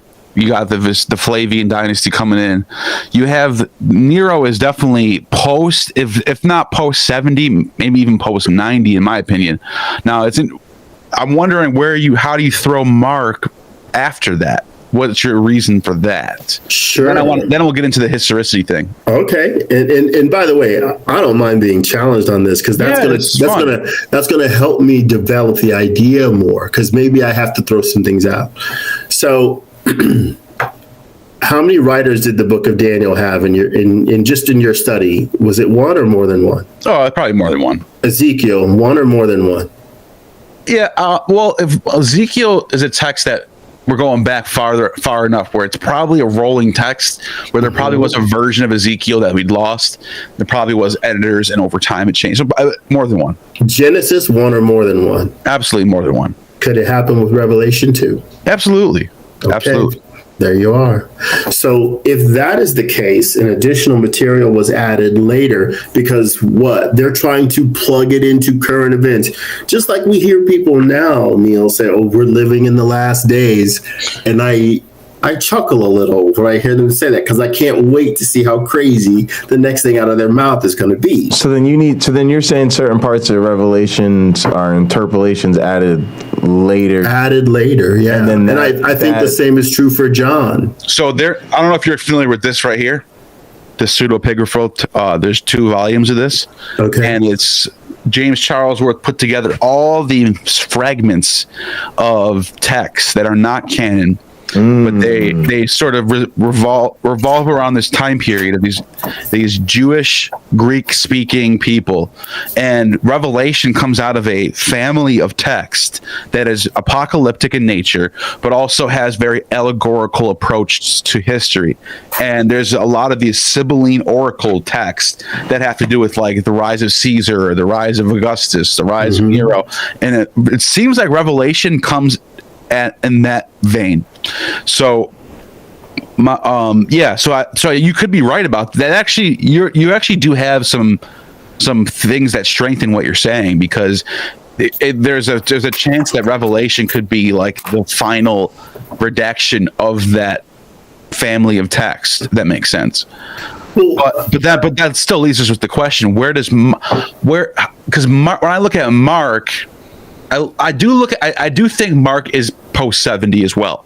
I think that. Really? But I don't see it being very much later, like I don't know, but it could be. I can't say that I can refute what you're saying definitely, but I wonder what makes you think Mark would be later than that. Sure, it's because of the things that when you read the Gospels they say are going to occur or are occurring. So again, I have to detail it all out, but when we read Revelation, what are we getting? We're getting Jeremiah rehashed, Daniel rehashed, right? They're talking about what's coming, but they're also talking like this stuff already occurred. So when Jesus is saying, oh gosh, let me try to get a really good. See, I don't have my notes. So you're like because you have to build this out of a model that prophecy doesn't happen. So it's almost like Mark is retrospecting, projecting, right? Prophesying, which you would imagine to be retrospecting on things that happen later. Because if they weren't, then they would have been probably mentioned in Revelation or something like that. So what I must establish in my hypothesis, in my theory, what I must establish is that using John and Revelation as primary sources and the Gospels, the other Gospels, as secondary sources, I have to demonstrate things said and done in Revelation coming out of Jesus's mouth, right? I have to sort of show Revelation as the plan. Sure. And the Gospels as an explanation of how those events, some of those events, played out. Follow me? Like, one has to follow the other. So what do you think about, where do you put Paul then? Because most people have Paul as the first Christian text that appear are Paul's letters. Would you agree with that? I don't agree that's before Revelation. However, when Paul says there was a thorn in his side, he prayed for the Lord to take it away. I do wonder if, again, he's addressing cults, right? He has been addressing cults, if what he says is true, that are offshoots of the Torah. These people are sort of taking it and running with it rather as opposed to being very rigid about it and taking it seriously. So do you think that whoever wrote Paul is not actually Paul, but somebody later on pretending to be Paul? No. I'm granting, I don't think there wasn't Paul. I think that's just another story. Like all this reads like stories written by students to me. The Gospels do. It just seems like this story. That's interesting, but because I thought about this too. But then the question is, someone did write it. Whether we call him Paul, whether we call him Tim, whether we call him somebody wrote it, why not just say it's Paul?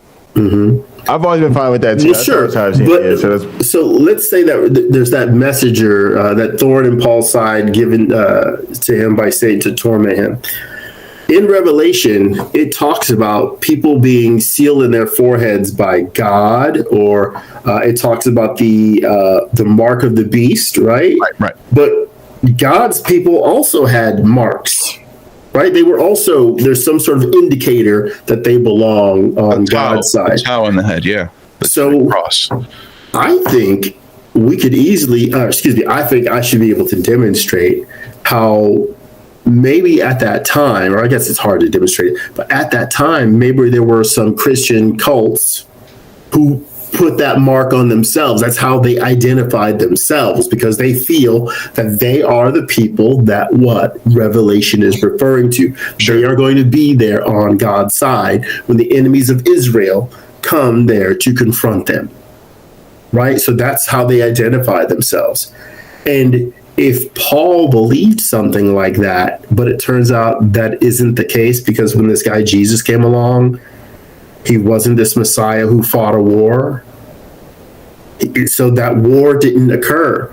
When Rome attacks Jerusalem, it's not Rome and everybody else. The Huns, I don't know if the Huns showed up, but people from the steppes, the steppes in like Georgia and Russia, they didn't come down there too. Did people come from the southern, Horn of Africa? All right, we're ready to kick some Jerusalem butt. Let's go, everybody. You're talking about 70 AD? In 70 AD, that wasn't the case. There wasn't armies from all over the world. Okay, so what you're talking? So you're talking about Revelation not being fulfilled because it's not. armies from Right. It's just Rome. Now imagine Revelation is the rallying cry for events to be fulfilled. And the Revelation is telling you what's coming. And then 70 AD comes along and it's close, but it's not the same. But so am I hearing you right? You think Revelation was written before 70? Absolutely. Ooh, I would be so bold as to say, let's say Jesus was real and Paul was real and John the Baptist was real. I'm certainly convinced John the Baptist was a real enough person, but I would be willing to say that Revelation was written before John was born, potentially. And additional material making Nero the beast, if you will, was added later. If I could magically that makes more sense. Okay. How are you gonna? Because if Revelation is written before the war, then that means the person in Revelation is getting things right. You're saying that they're getting these prophecies, but they're not getting things right. The war wasn't a world war against Jerusalem. It's Rome and whoever Rome hired in their army against Jerusalem. Remember, the armies of the world are supposed to be gathered at Megiddo, right? Yeah, but that's not what happened. Right. Revelation is sort of reflecting in a Platonic sense where you have as above, so below. There's a war. There's armies in heaven fighting against the armies of Satan, where on earth you have Rome going to destroy Jerusalem. And I think the beast falling, the second beast falling, which is clearly 666, it almost has to be Nero, because it only makes sense because in the Latin text it's 616, and it happens to be that gematria equals Nero as well. So you can't have someone else be 616 and 666 with the Latin and Greek. Now that beast falls, and then the next thing that comes after that is probably indicating Domitian, which would be in the 90s. But you're saying you don't think that's the case. You think they're wrong, because either it's not the case, or the person wrote in this extra character that sort of like is just some random guy that people think Domitian was sort of like. Is that what you're saying? Well, no. If you have the work of Revelation, and if we use my hypothesis that it was added to, there's additional material added in there that if Jesus was real, he didn't have. If John was real, he didn't have. This is added after the fact. You could, decades after John and Jesus are dead, you could make up the idea that it's Nero and implant that in sort of a finalized revelation. I get what you're saying now. So yeah, you think there was it's a rolling text that was changed and edited over time, and then they made it more accurate. But I don't want to say they made it more accurate. I guess it's better to say they politicize it into a modern context.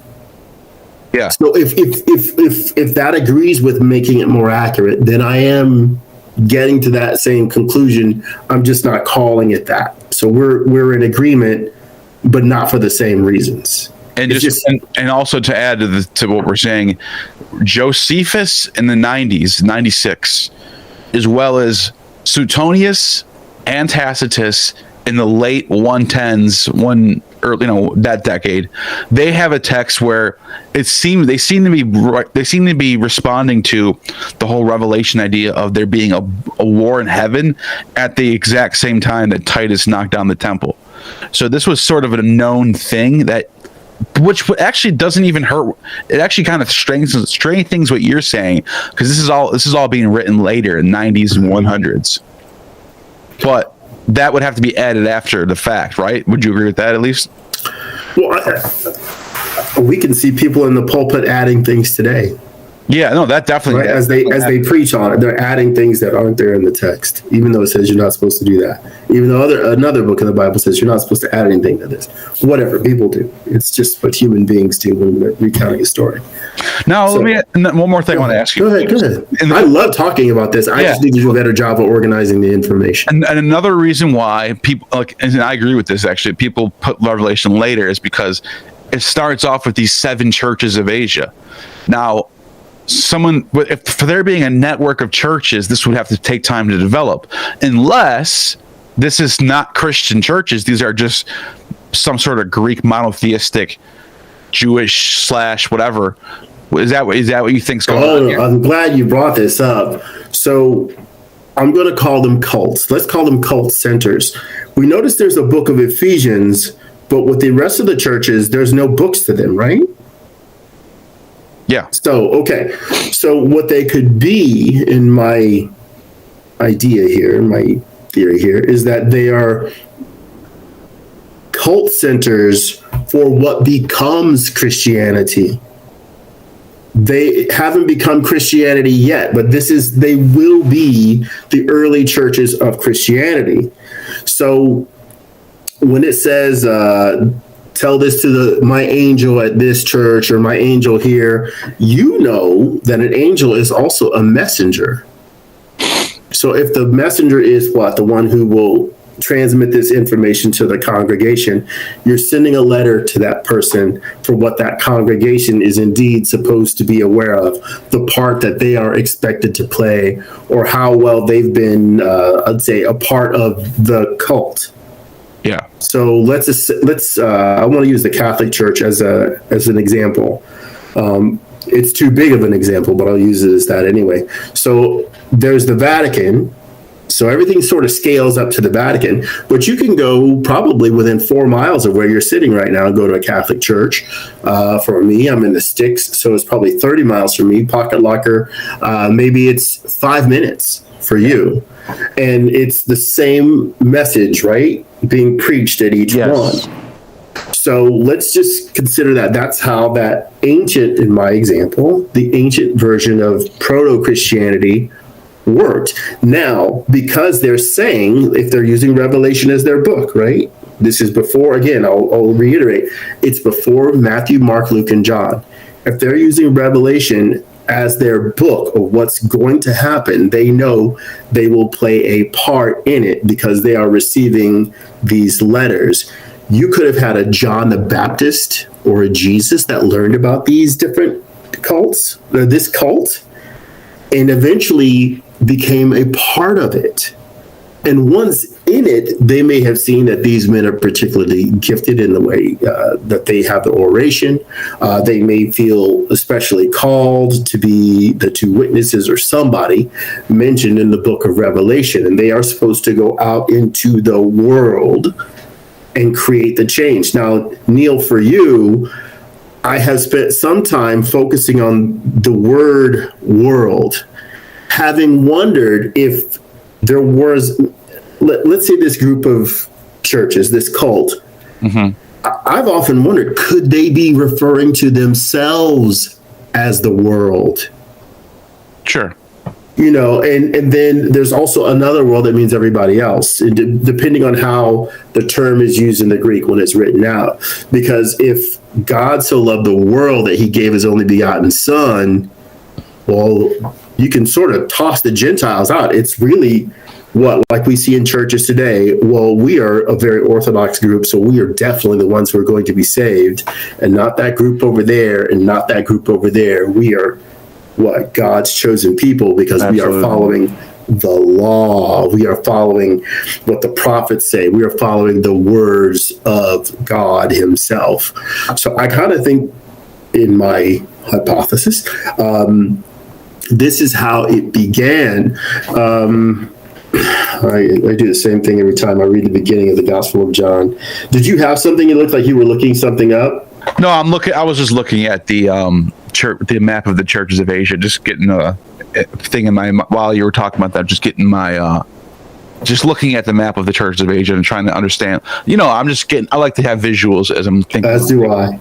Yeah, as do I. But I'm not, and everything you're saying is all possible. I can't really say there's like something I can point to and say, well, that's impossible because of this. It's all possible. I get what you're saying. A lot of these texts are redacted and changed and edited, and they're all most of them are rolling texts. I've had scholars tell me that Luke Acts is probably written in the 2nd century. But this is my thing, and I wonder what you think about this. Because as far as Jesus' historicity goes, okay, don't you think? And this is this is sort of how this is why I'm a historicist. The fact that the thing about Jesus and like Paul, Paul's letters, and he doesn't really give us much about the life of Jesus, whatever. That's fine. But like, if this was some made up character, don't you think you'd have like Jews in the Talmud, not even just the Talmud, but like someone like Celsus in the early 2nd century, or don't you think there'd be some sort of hostile sources that are saying there was no guy, they made this up? Because you don't really have that. It seems like everybody even the hostile witnesses, even the people who hate Christianity, they seem to agree that this guy existed. Well, then, where's that same kind of talk about Apollonius of Tyana? Well, I think he probably existed. Okay. Well, when you start to read all the miraculous powers Apollonius has, well, no, that's a great point. Might be a head scratcher. Here's the thing: Apollonius of Tyana is a prime example, but not even just Apollonius of Tyana. You know who Diogenes Laertius is? He wrote a book in the 3rd century called The Lives of the Philosophers, where he writes all these biographies of Socrates, of Empedocles, Parmenides, Plato, Epicurus, and in these stories are just like miracles, and they're talking to demons and they're talking to angels, and it's all just like stuff that obviously didn't happen. And you have that aspect. You have Suetonius writes the life of Augustus. He says at the day he was born, there was a star in the sky that signified a king in the world was going to be born today. And, he was performing miracles, and he revenged the death of Caesar. When Caesar died, he went up into the comet Venus. All these miracles are happening left and right in all these biographies. It seems like that's the way they wrote stories in these time periods. Sure. I'll agree that there's a certain amount of creative license taken by many of the authors of the ancient world, and we have that going on now, where the person is essentially deifying, if you will, the person that they're writing about. We get it with Elon Musk fans, right? Exactly. Like Elon Musk is amazing. He farted and it had healing powers. Yeah. This Cybertruck is going to solve all the world's problems and power Miami. There's all sorts of hyperbole built up around a real guy who isn't and probably wouldn't want to be as great as people say he is. Jesus could have been a real guy who was humble and sort of had a little bit of luck with the healing arts because of what he learned maybe when he was a kid in Egypt. That these are real solutions. He had some real solutions to people's problems. And he's like a Jordan Peterson, right? He has a bunch of answers. The answers aren't right for everybody. But to certain people who realize, you know what, I can apply that in my life, and they are indeed helped by it, it's a boon. Well, how hard would it be if that same guy is a con man and he gets a group of 12 other guys, some of who are duped, others who are in on the con? That's what I'm saying. And you have the biography of Alexander the Great, where he goes to Egypt and he goes to the oracle, and the oracle tells him, "You are the son of God. Today you have been begotten by Ammon, and you have prophesied to conquer the world. And as soon as you conquer the world, you're going to die." And then this prophecy happens, and all these miracles, and it seems like, for me, even if the stories of Jesus are 99.9% mythologized, I still think it's likely. I think it's more likely that there probably is a little tiny speck of historical truth buried underneath all that mythology. And for me, it's probably some guy who had a cult following and got crucified, and they're trying to make sense. Why would the Messiah, who we thought them as Messiah, why would he die? Let's figure this out. Let's go back to the Old Testament. They go to Isaiah 53, and look, the suffering Messiah. There we go. That's Jesus. Boom. They apply it on Jesus, and the next thing you know, you got the suffering. The Messiah was supposed to suffer the whole time. That's what I think is most likely. But I'm not even closed off to the fact that, like, people think I'm like anti-mythicist because I made the video about Carrier. No, I actually think mythicism is very plausible, and I think it's definitely 100% possible. My only problem with Carrier was that he portrays the evidence as if it's 100% an undeniable fact that Jesus started off as a myth. Everyone knows this, and it's undeniable, and that there's even evidence of Jesus being an angel in Philo, which isn't true. That was my only problem with it. Other than that, like the angle you're coming at it, I totally think it's possible. 100% possible. I'll give you a little more. With when John the Baptist is born, let's see. What's that instance? Let's. When John the Baptist was born, his birth was what? Published. They went out and talked about the birth of John the Baptist. Mm-hmm. With Jesus and the wise men, right? We saw his star in the east. So a star is what? An angel. A star is also what? A messenger. Mm-hmm. So it's the person bringing the message. Maybe that's what they saw, and they were in the east, and they came across someone saying, hey, the person who comes before the Messiah has been born. Mm-hmm. And so they figure within a certain amount of time, the Messiah will be too. And if John's family is in this cult, right? Like, who was it? It was also secretly one of Jesus's disciples. Help me out here. Is it? Wait, which say was it Nicodemus? Was Nicodemus? Oh, yeah. Nicodemus. Okay, so if you have other people who are like Nicodemus's, and maybe Zechariah, John the Baptist's father, was one of these people, John would have grown up hearing about what this cult thinks that the rest of Judaism doesn't necessarily believe. John would have been brought up thinking this is the time.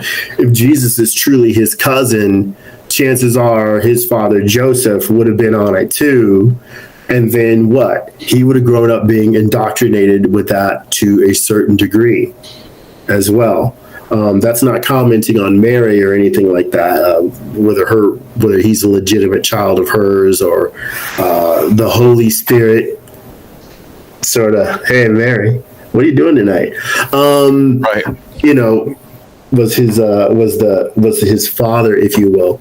But I think that it's one of those things again, when I spell it out more, I'll talk to you about it, because I want to demonstrate just how this could be historical. If I'm not saying it's an angel coming down from heaven with its wings doing the chicken dance for us, but show like, no, this could have been men and women who had the firm belief that all this was unfolding in real time before their very eyes, just as it has been described to them, just as the prophets say it's going to come along, and they're sincere about it, right? I'm trying to give, I guess, out of my disbelief within this hypothesis and theory, I'm trying to give the ancient people, I guess, back their sincerity, which may have been there, right? If they were real people, if Jesus was real, if John was real, then people sincerely believe this as they do today. But back then, they could point and say, he is there. You know, yeah. Which we can't do now. We could say he was there, maybe. And I'm not giving people that much leeway. I'm like, nah, because all the stuff that's supposed to be miraculous and in live today, in action today, you can't prove. I'm supposed to have faith. No. Yeah, it's almost like it doesn't even matter to Christians today, because his historicity or not, it doesn't matter. They're only thinking about miracles anyway. They're only thinking about, did he resurrect or not? Well, he's real to them. Or he's right. It doesn't even matter if he exists or not anymore. So, people might be like, what do you mean it doesn't matter? Because they're beyond that. Christians are beyond if he existed or not. They're on the topic of, did he resurrect or not? So it's almost like it almost doesn't even, I don't know how to say this. It's almost like it doesn't even help to even I like having these conversations. Me and you, we're just having fun talking. Jesus exists or not? Maybe he did, maybe he didn't. But when you're talking to a Christian, it's almost pointless to start off with historicity of Jesus. You're better off granting that he existed. That's right. Than dealing with other things, because that's right. the only. You get what I'm saying? Yeah, I heard this argued that like the historicity thing is such a big deal because it kills Christianity if he wasn't real, but you're just going down something that we can't, you know what I mean? It's a weak way to go. We have so much else on the table. I do want to ask you, where do you think Christians are at overall with the truth? Because I didn't get a straight answer from my mom when I asked her, does it even matter if Christianity is true? Like, do you think the same way they argue past the historicity of Jesus, they'd argue like what matters at this point, right? Like that's such a good question, because when I talk to someone like John Dominic Crossan or Dale C. Ellison Jr., these are scholars who are Christian, who are not fundamentalists. They're not young earth creationists. They believe in science. They believe in progress. They're probably Democrat voters too. This is mind blowing. And you talk to them, but they believe in Christianity. It's like some like truth about the world that it's almost like a membership that they feel good about. It doesn't even matter if, like, I'll even question them and saying, if Adam and Eve aren't literal human beings that lived 4,000, 6,000 years ago, then why do we need to believe in Jesus if he's not? If there was no sin under the garden, like, why do we need you? And they'll be like, well, I believe it for other reasons. It's more of a, it's like this like deistic approach to Christianity. It doesn't even make sense to me, but they still go with it. I may be able to give you something about this. So as a child, I was a big fan of pro wrestling, like WWF before it became WWE. And I thought all this was real. The beating each other up and the verbal attacks back and forth. I thought it was real drama unfolding before my eyes. Yeah. My brother Rick says, that's fake.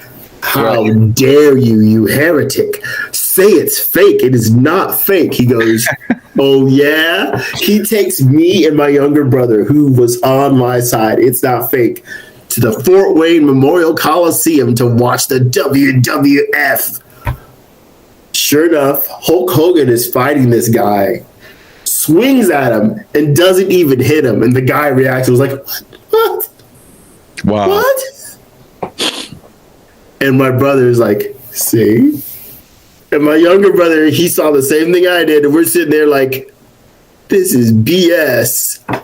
But did you deconvert that day? Or I deconverted. Nice. What? Because some people know it's fake, but don't care. That's me. I love wrestling. That's me. I love wrestling. That's my perspective. But wrestling, isn't it wonderful to belong?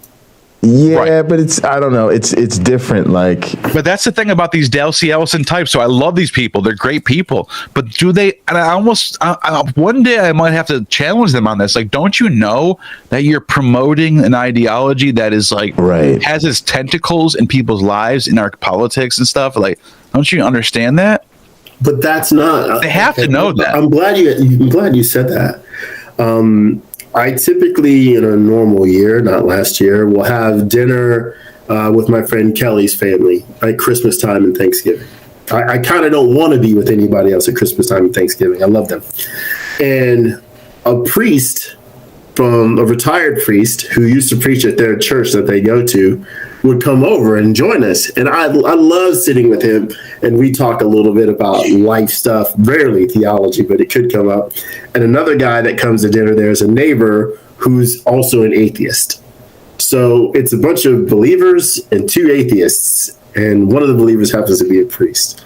And we just enjoy talking about things. And one year we were talking about theology.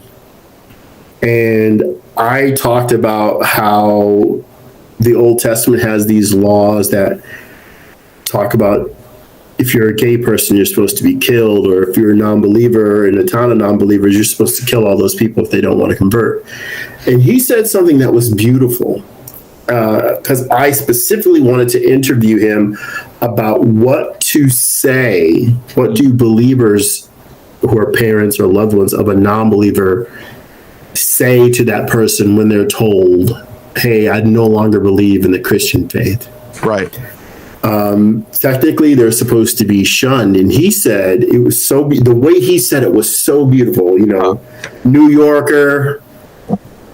You can picture John Shelby Spong, very similar looking guy. He goes, the God that I believe in wouldn't say you reject your family member because they no longer believe in God.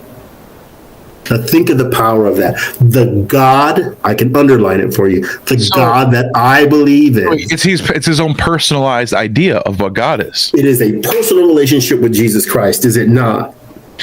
No, that's interesting, but that becomes that's like a private worship thing, right? It's an a la carte Jesus. It's an a la carte God. Now, I'll take the parts I like. I don't want the custard. That's interesting, because I've always wondered about what do we do about people who get fulfillment from believing in something, but they don't necessarily, they're not being dogmatic about like the laws. They're not like following some pastor down Plato's cave. They believe, they understand that it's like a self thing. They're projecting their own self up into something higher. Because what do we do about that? Is the self. Yeah, exactly? What do you do about people who get fulfillment out of believing in something? Do you tell them they're wrong and they should stop? What do you do about that's legitimately? I think so. I'm at that point. I'm at a point now because look, being in the KKK gives white people hope, meaning, and purpose. Good point. I just don't care anymore. I mean, I think you have thoroughly failed to. Let me give you an example. Mature. Yeah. Give me a good example. Ocean Keltoy, the YouTuber. Have you heard of him? No. He's a YouTuber. He's a pagan. I think he's a pantheist. I can't remember what he said he is.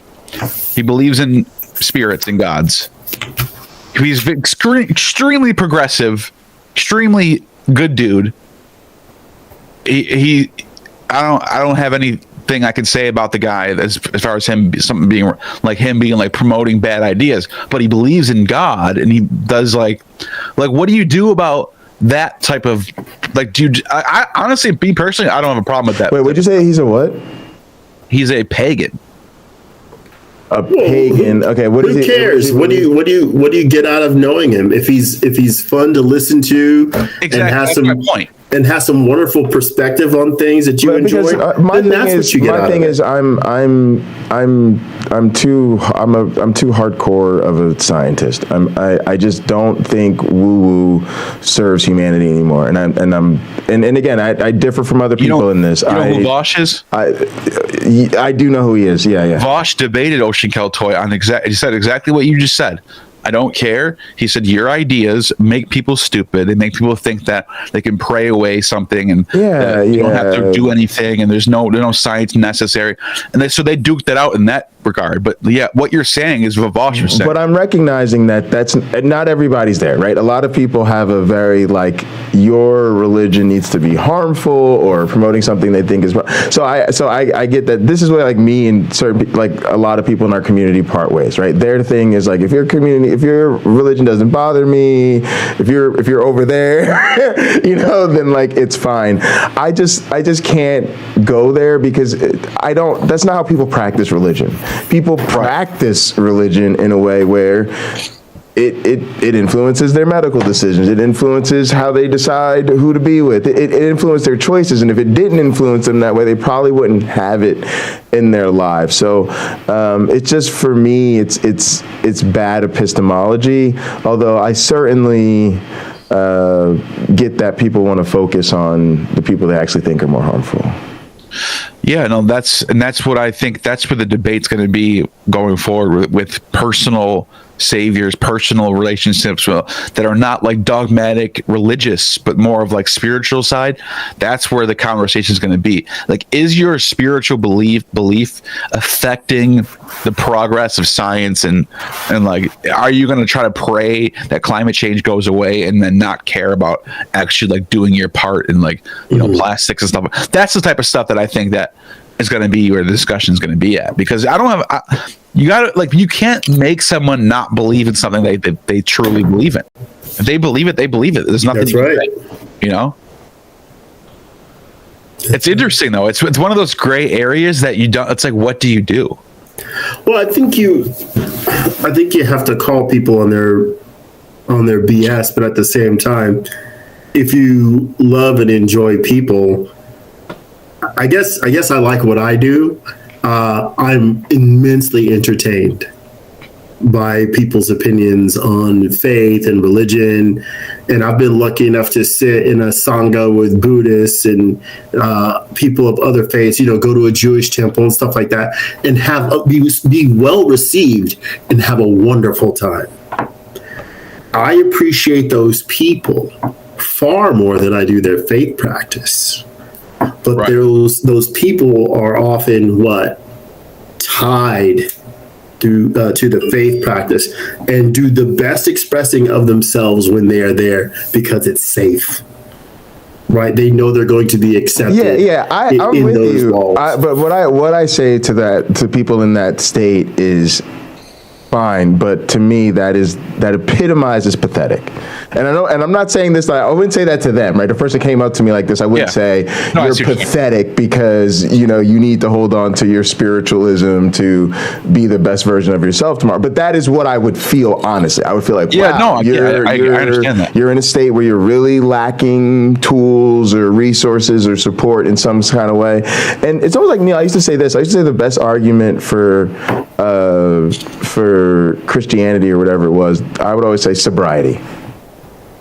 Sobriety. If you could tell me Jesus is the reason you're sober, right? Again, it's not going to make me believe it, but as far as a good reason for me to let you believe it, sobriety. Yeah. But the funny thing about what you just said is that if you go to an Alcoholics Anonymous or Narcotics Anonymous meeting, and by the way, these are most cities in America, if you go to jail for a drug offense, they'll let you out early as long as you agree to go to programs. Now, what do these programs entail? Getting a higher power. I'm not kidding. You will be court mandated to believe in a God in America in 2023. It's happening right now. So the idea that like the society is moving past religion is just not true. We still have it. People are mandated to go to programs that say you have to believe in a power greater than yourself to get clean. That's you do the court system. Yes. And but here's the funny part about that. Because me and Derek Bennett had this conversation.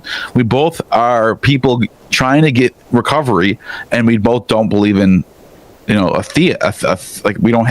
atheists. Right. So how do you do it? Well, you know, whatever. That's a whole other conversation. But the point was, for some people, it actually works. Some people it does help. Yeah, sure. Yeah. Do you stop them from getting clean? I don't. Okay, so let me give some examples here. I take a bunch of pills so I can stay alive because I like being alive. This pill, it's Synjardy, and what it does is like Pac-Man.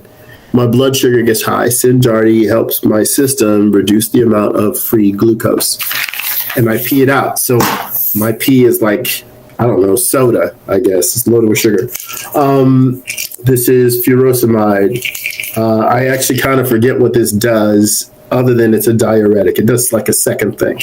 So this helps get the excess water because my heart is weak. It gets the excess water out of my system. So my heart isn't like floating in there. Okay. Yeah. All right. So this is Entresto. If I remember what this does, right? This drug, it helps stop my arteries from collapsing. And then I think it's carvedilol. Oh, and it's a beta blocker too, if I remember right. And carvedilol is very similar to that. And I think this helps keep my arteries expanded. This is just a central multivitamin. There's stuff in here that's in there, in all of those. And then I take like a couple others that aren't on my desk right now. It may be that comparing these to those programs,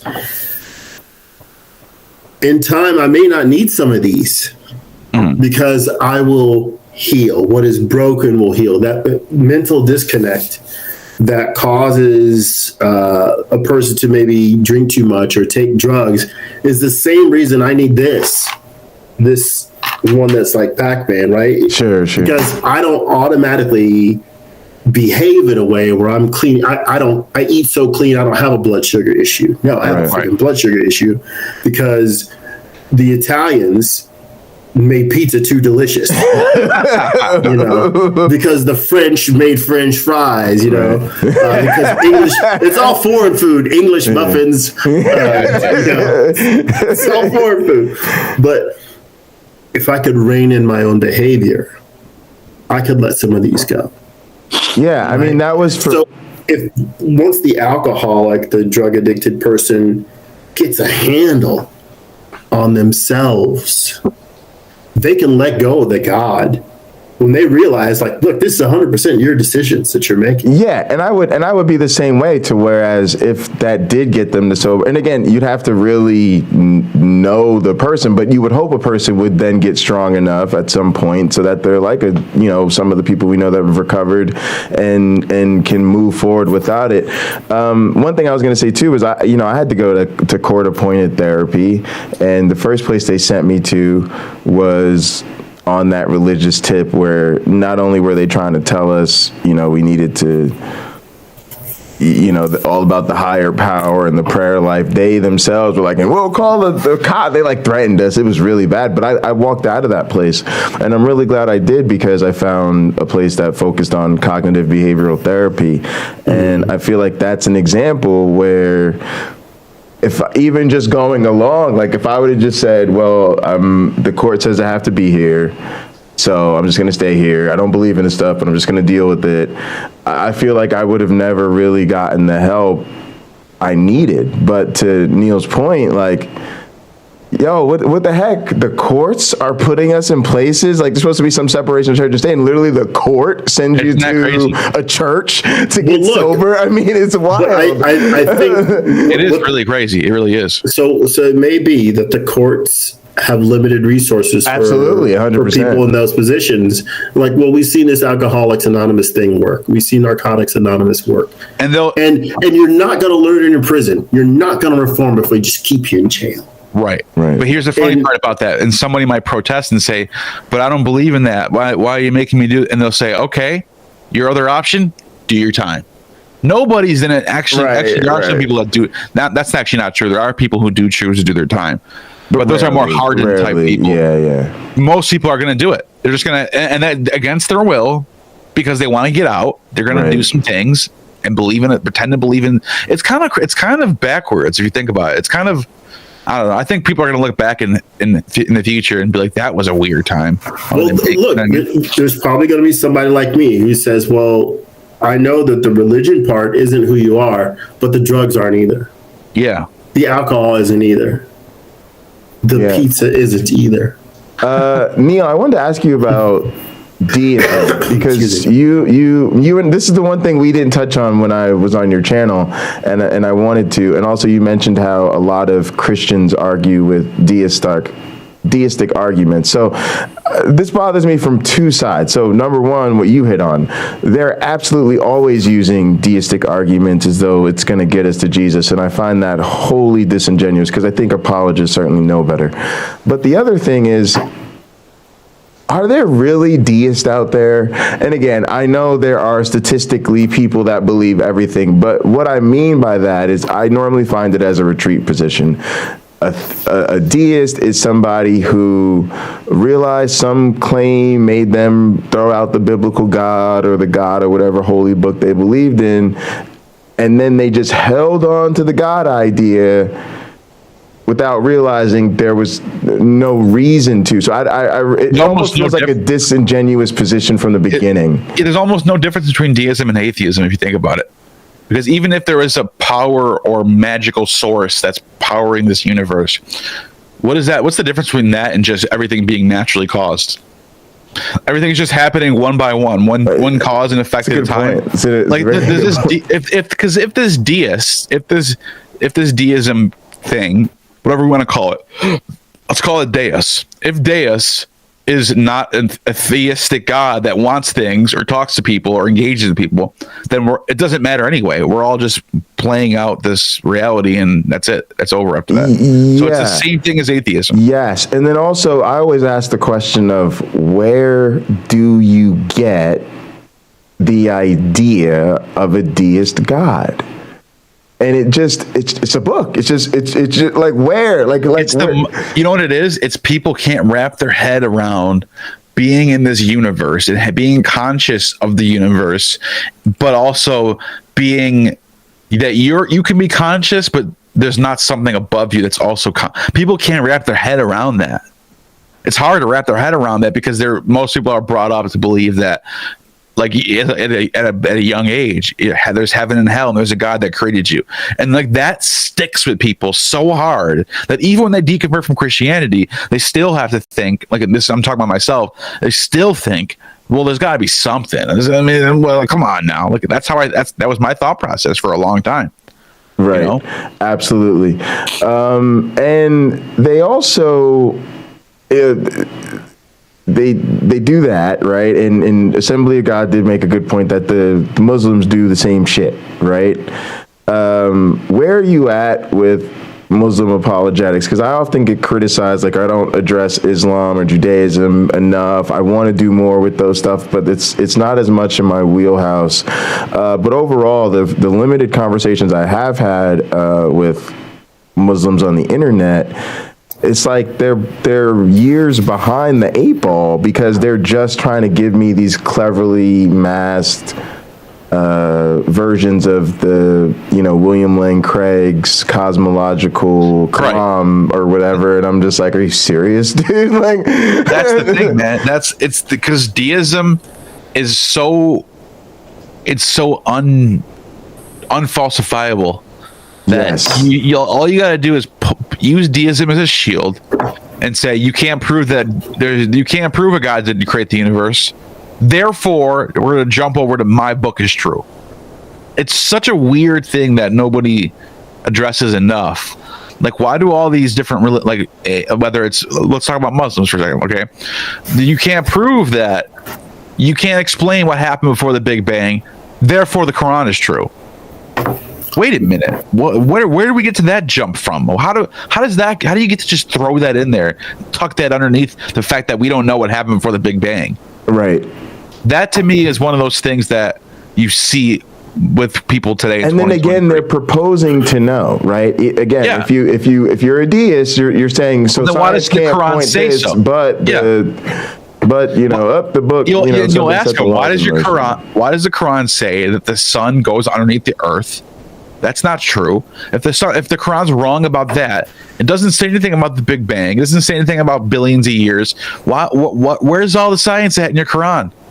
If you don't have it in the Quran, then you don't get to say, because we don't know what happened before the Big Bang, therefore Quran true.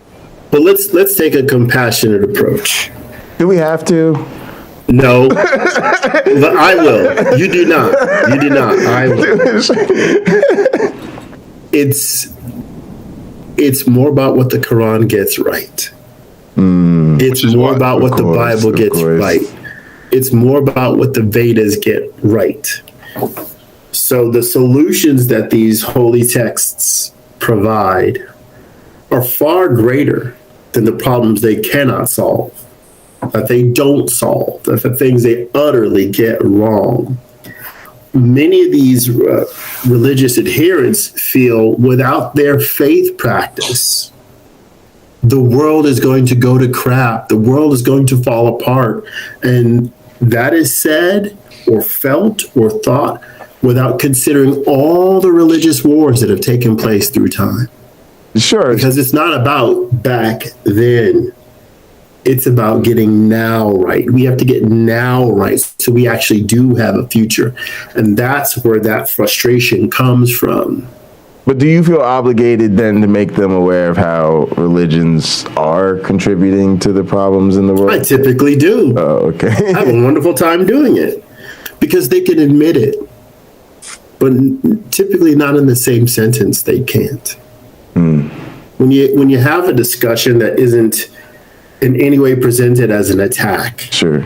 where it's a constructive discussion where both people or all the people involved are listening and sharing and contributing, then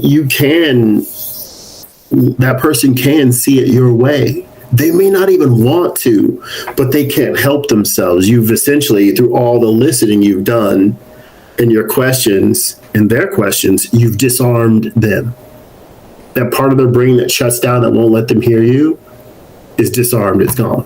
So Neil, I used to say that we'd have more effective conversations almost if we came at this from former Christians, right? So to my one black friend's point, it's like, I hate the fact that if a Christian says to Christian, man, I'm having some doubts, I took a biology class and, I'm going through the evidence of evolution, whatever it is, or I'm struggling with the question of morality, like whatever it is, if it's another Christian saying it, it's like, oh, well, that's okay, brother. Everybody has their doubts, and they'll make some sort of effort to accommodate you.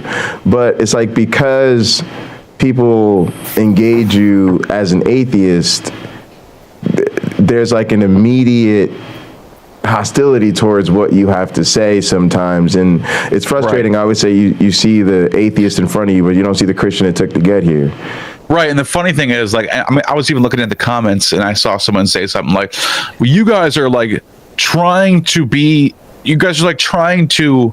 what do they say? It's something along the lines, you're trying to prove that you're going to go to hell or something. Like, I'm trying to argue that I want this to be true so that we can all go to hell. Like, I want this to be the case. You understand what I'm saying? Right, like, yeah. They think that like we're doing something that's like, oh yeah, I'm arguing for this because I want hell to be true. I want us all to go to hell. I don't know if did you see the slavery debate on Derek's channel? Yeah, a little bit. To me, that's like, I was late for that too, but it was great. I thought that's what the one side was arguing. It's almost like they're well, you guys are reading into this that the Bible endorses slavery because what do you think we want? Like, we wanted to leave the faith of our parents. They act like there's only two options in these things. Like, oh, it's either Jesus is real and we're all gonna get saved by him, or it's just pure atheism and like that's it. Like they can't decide. Like, they can't think of, like, it's only those two choices for them. You understand what I'm saying? Yeah, it's I don't know. It's weird. It's one of those weird things that I don't understand it, but that's the way they think. Yeah. Go ahead, my one black friend. All right. Let's open the scriptures, shall we? Oh, Lord. The trouble that a lot of Christians have with slavery and them trying to defend it, again, that's a person trying to redeem God. Because they may find that despicable that there was slavery, that the Bible says, hey, your son's worth twice as much as your daughter. If you're going to sell your kids into slavery, offer all these rules to slavery, how you can beat a kid, how you can trap, or you could buy people around you, from other cultures and make them your slaves. You can give them as property. All of that, to most modern people, is offensive. Right. And they don't want to think God can do it. Allow me to give you something. What is it? An aperitif, like this is what you have before you have your meal. Right. If that is hard to swallow, here's the only appetizer they need. Okay? Ezekiel chapter 20, 24 to 26. Because they had not executed my judgments, but had despised my statutes and had polluted my Sabbath, and their eyes were after their fathers' idols. Therefore I gave them statutes that were not good, and judgments whereby they should not live.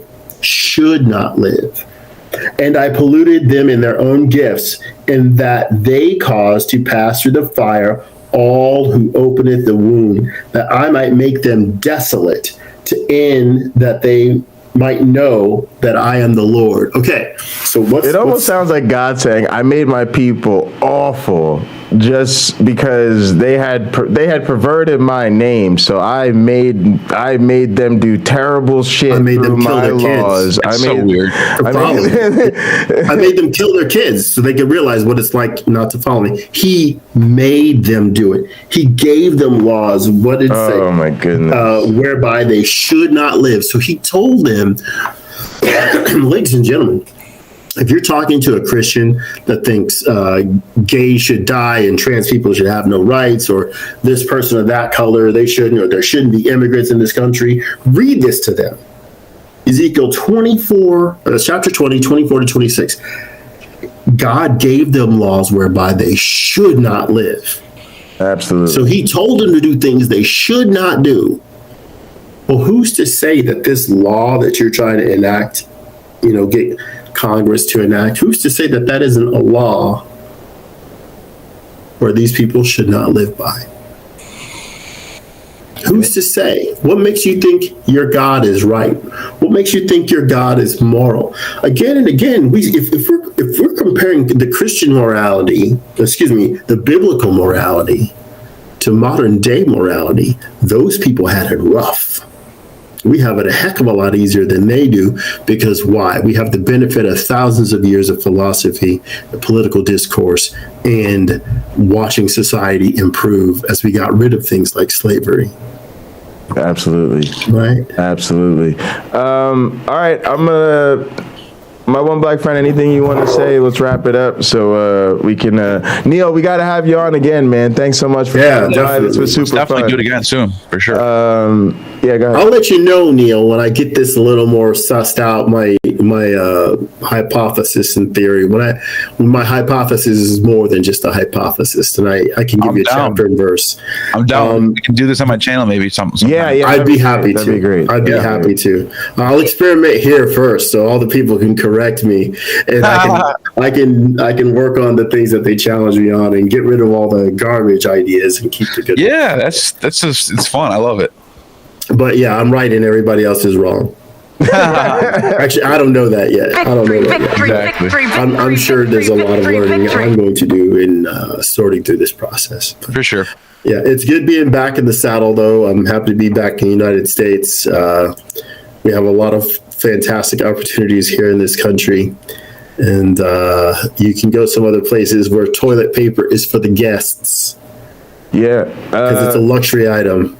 Nice. Neil, I would just say thanks so much for coming, and we'd love to have you back, and love to get your thoughts on more of the sort of political, social stuff going on in this country. Like, quickly, I guess my last question would be, what are your thoughts on Santos, right? Because it feels very cult-like, to where they've all just got to go along with it now. But it's weird. I don't know. Do you does it shock you? Like, right? You're like, I don't know. It's it weird. just shows how the right now, and I'm sorry for anyone who's watching who leans conservative, but I have to say, like, I got to be real with you. Right now, the party of the rights in this country is completely corrupt. It's just beyond repair at this point. I don't know what to do about it. So, yeah, I mean, that used to be a party that, like I said, like, there was a time when, if you were remarried, right, you kept yourself out of public life because that was considered enough of a not the right type of family image to have for an elected official, right? Mm-hmm. And now we're at a place where people are lying about Holocaust survival and being in 9/11 and your death of your mother and your. He's even being called college. out by. He's even being called out by what's her name? The girl who was a Democrat that switched over to the Republicans. I can't remember her name. Kirsten Sinema. No, that's not her name. What is it? It's Tulsi Gabbard. No, she went Gabbard. Tulsi Gabbard. Yeah. Even Tulsi Gabbard is calling this dude out like, you're a liar. And I'm just like, what is going? This party is about to implode right now. So one of the stories I just heard recently, on January 5th, 2021, the day before the insurrection, he gave a political rally speech in Dolce & Gabbana, some like fancy luxury scarf, that he had stolen from one of his roommates. Did I tell like you? His former roommates complained that he stole shit from him, and so then one of them actually noticed he was wearing it. Like the audacity of this. I was waiting for you to tell me he was wearing a dashiki. Did I tell you guys? You guys, this is gonna be a whole episode. I can tell you guys a story that my church was so interconnected with the political right. We had a paid bus sent down to our church to take people to DC. For January 6th. It was all planned from the beginning. I knew about the whole time. I have text messages from people saying, get ready for January 6th. We're going to take our country back. Wow. That's not a Romans 13 way of Christianity. I've shown this to people too. People think I'm lying. I can show you. We gotta have you back on to talk about that. Absolutely. Yeah, I was in that world, man. That was a real thing happening. It's not. That legitimately was planned out from the beginning to go, and the plan was that Mike Pence was going to follow suit, but he didn't. That's why everyone lost their minds. The plan was they were going to go there, and then Mike Pence was supposed to be the guy, but because of the pressure. He actually did the right thing, though. He did the right thing, which is mind blowing. Hell yeah, that's our follow-up episode right there. Yeah, we'll do that next time. All right, man. Appreciate you guys so much. In the name of the Darwin, the Dawkins, and the Christopher Hitchens, science bless you all. Poof. Take care.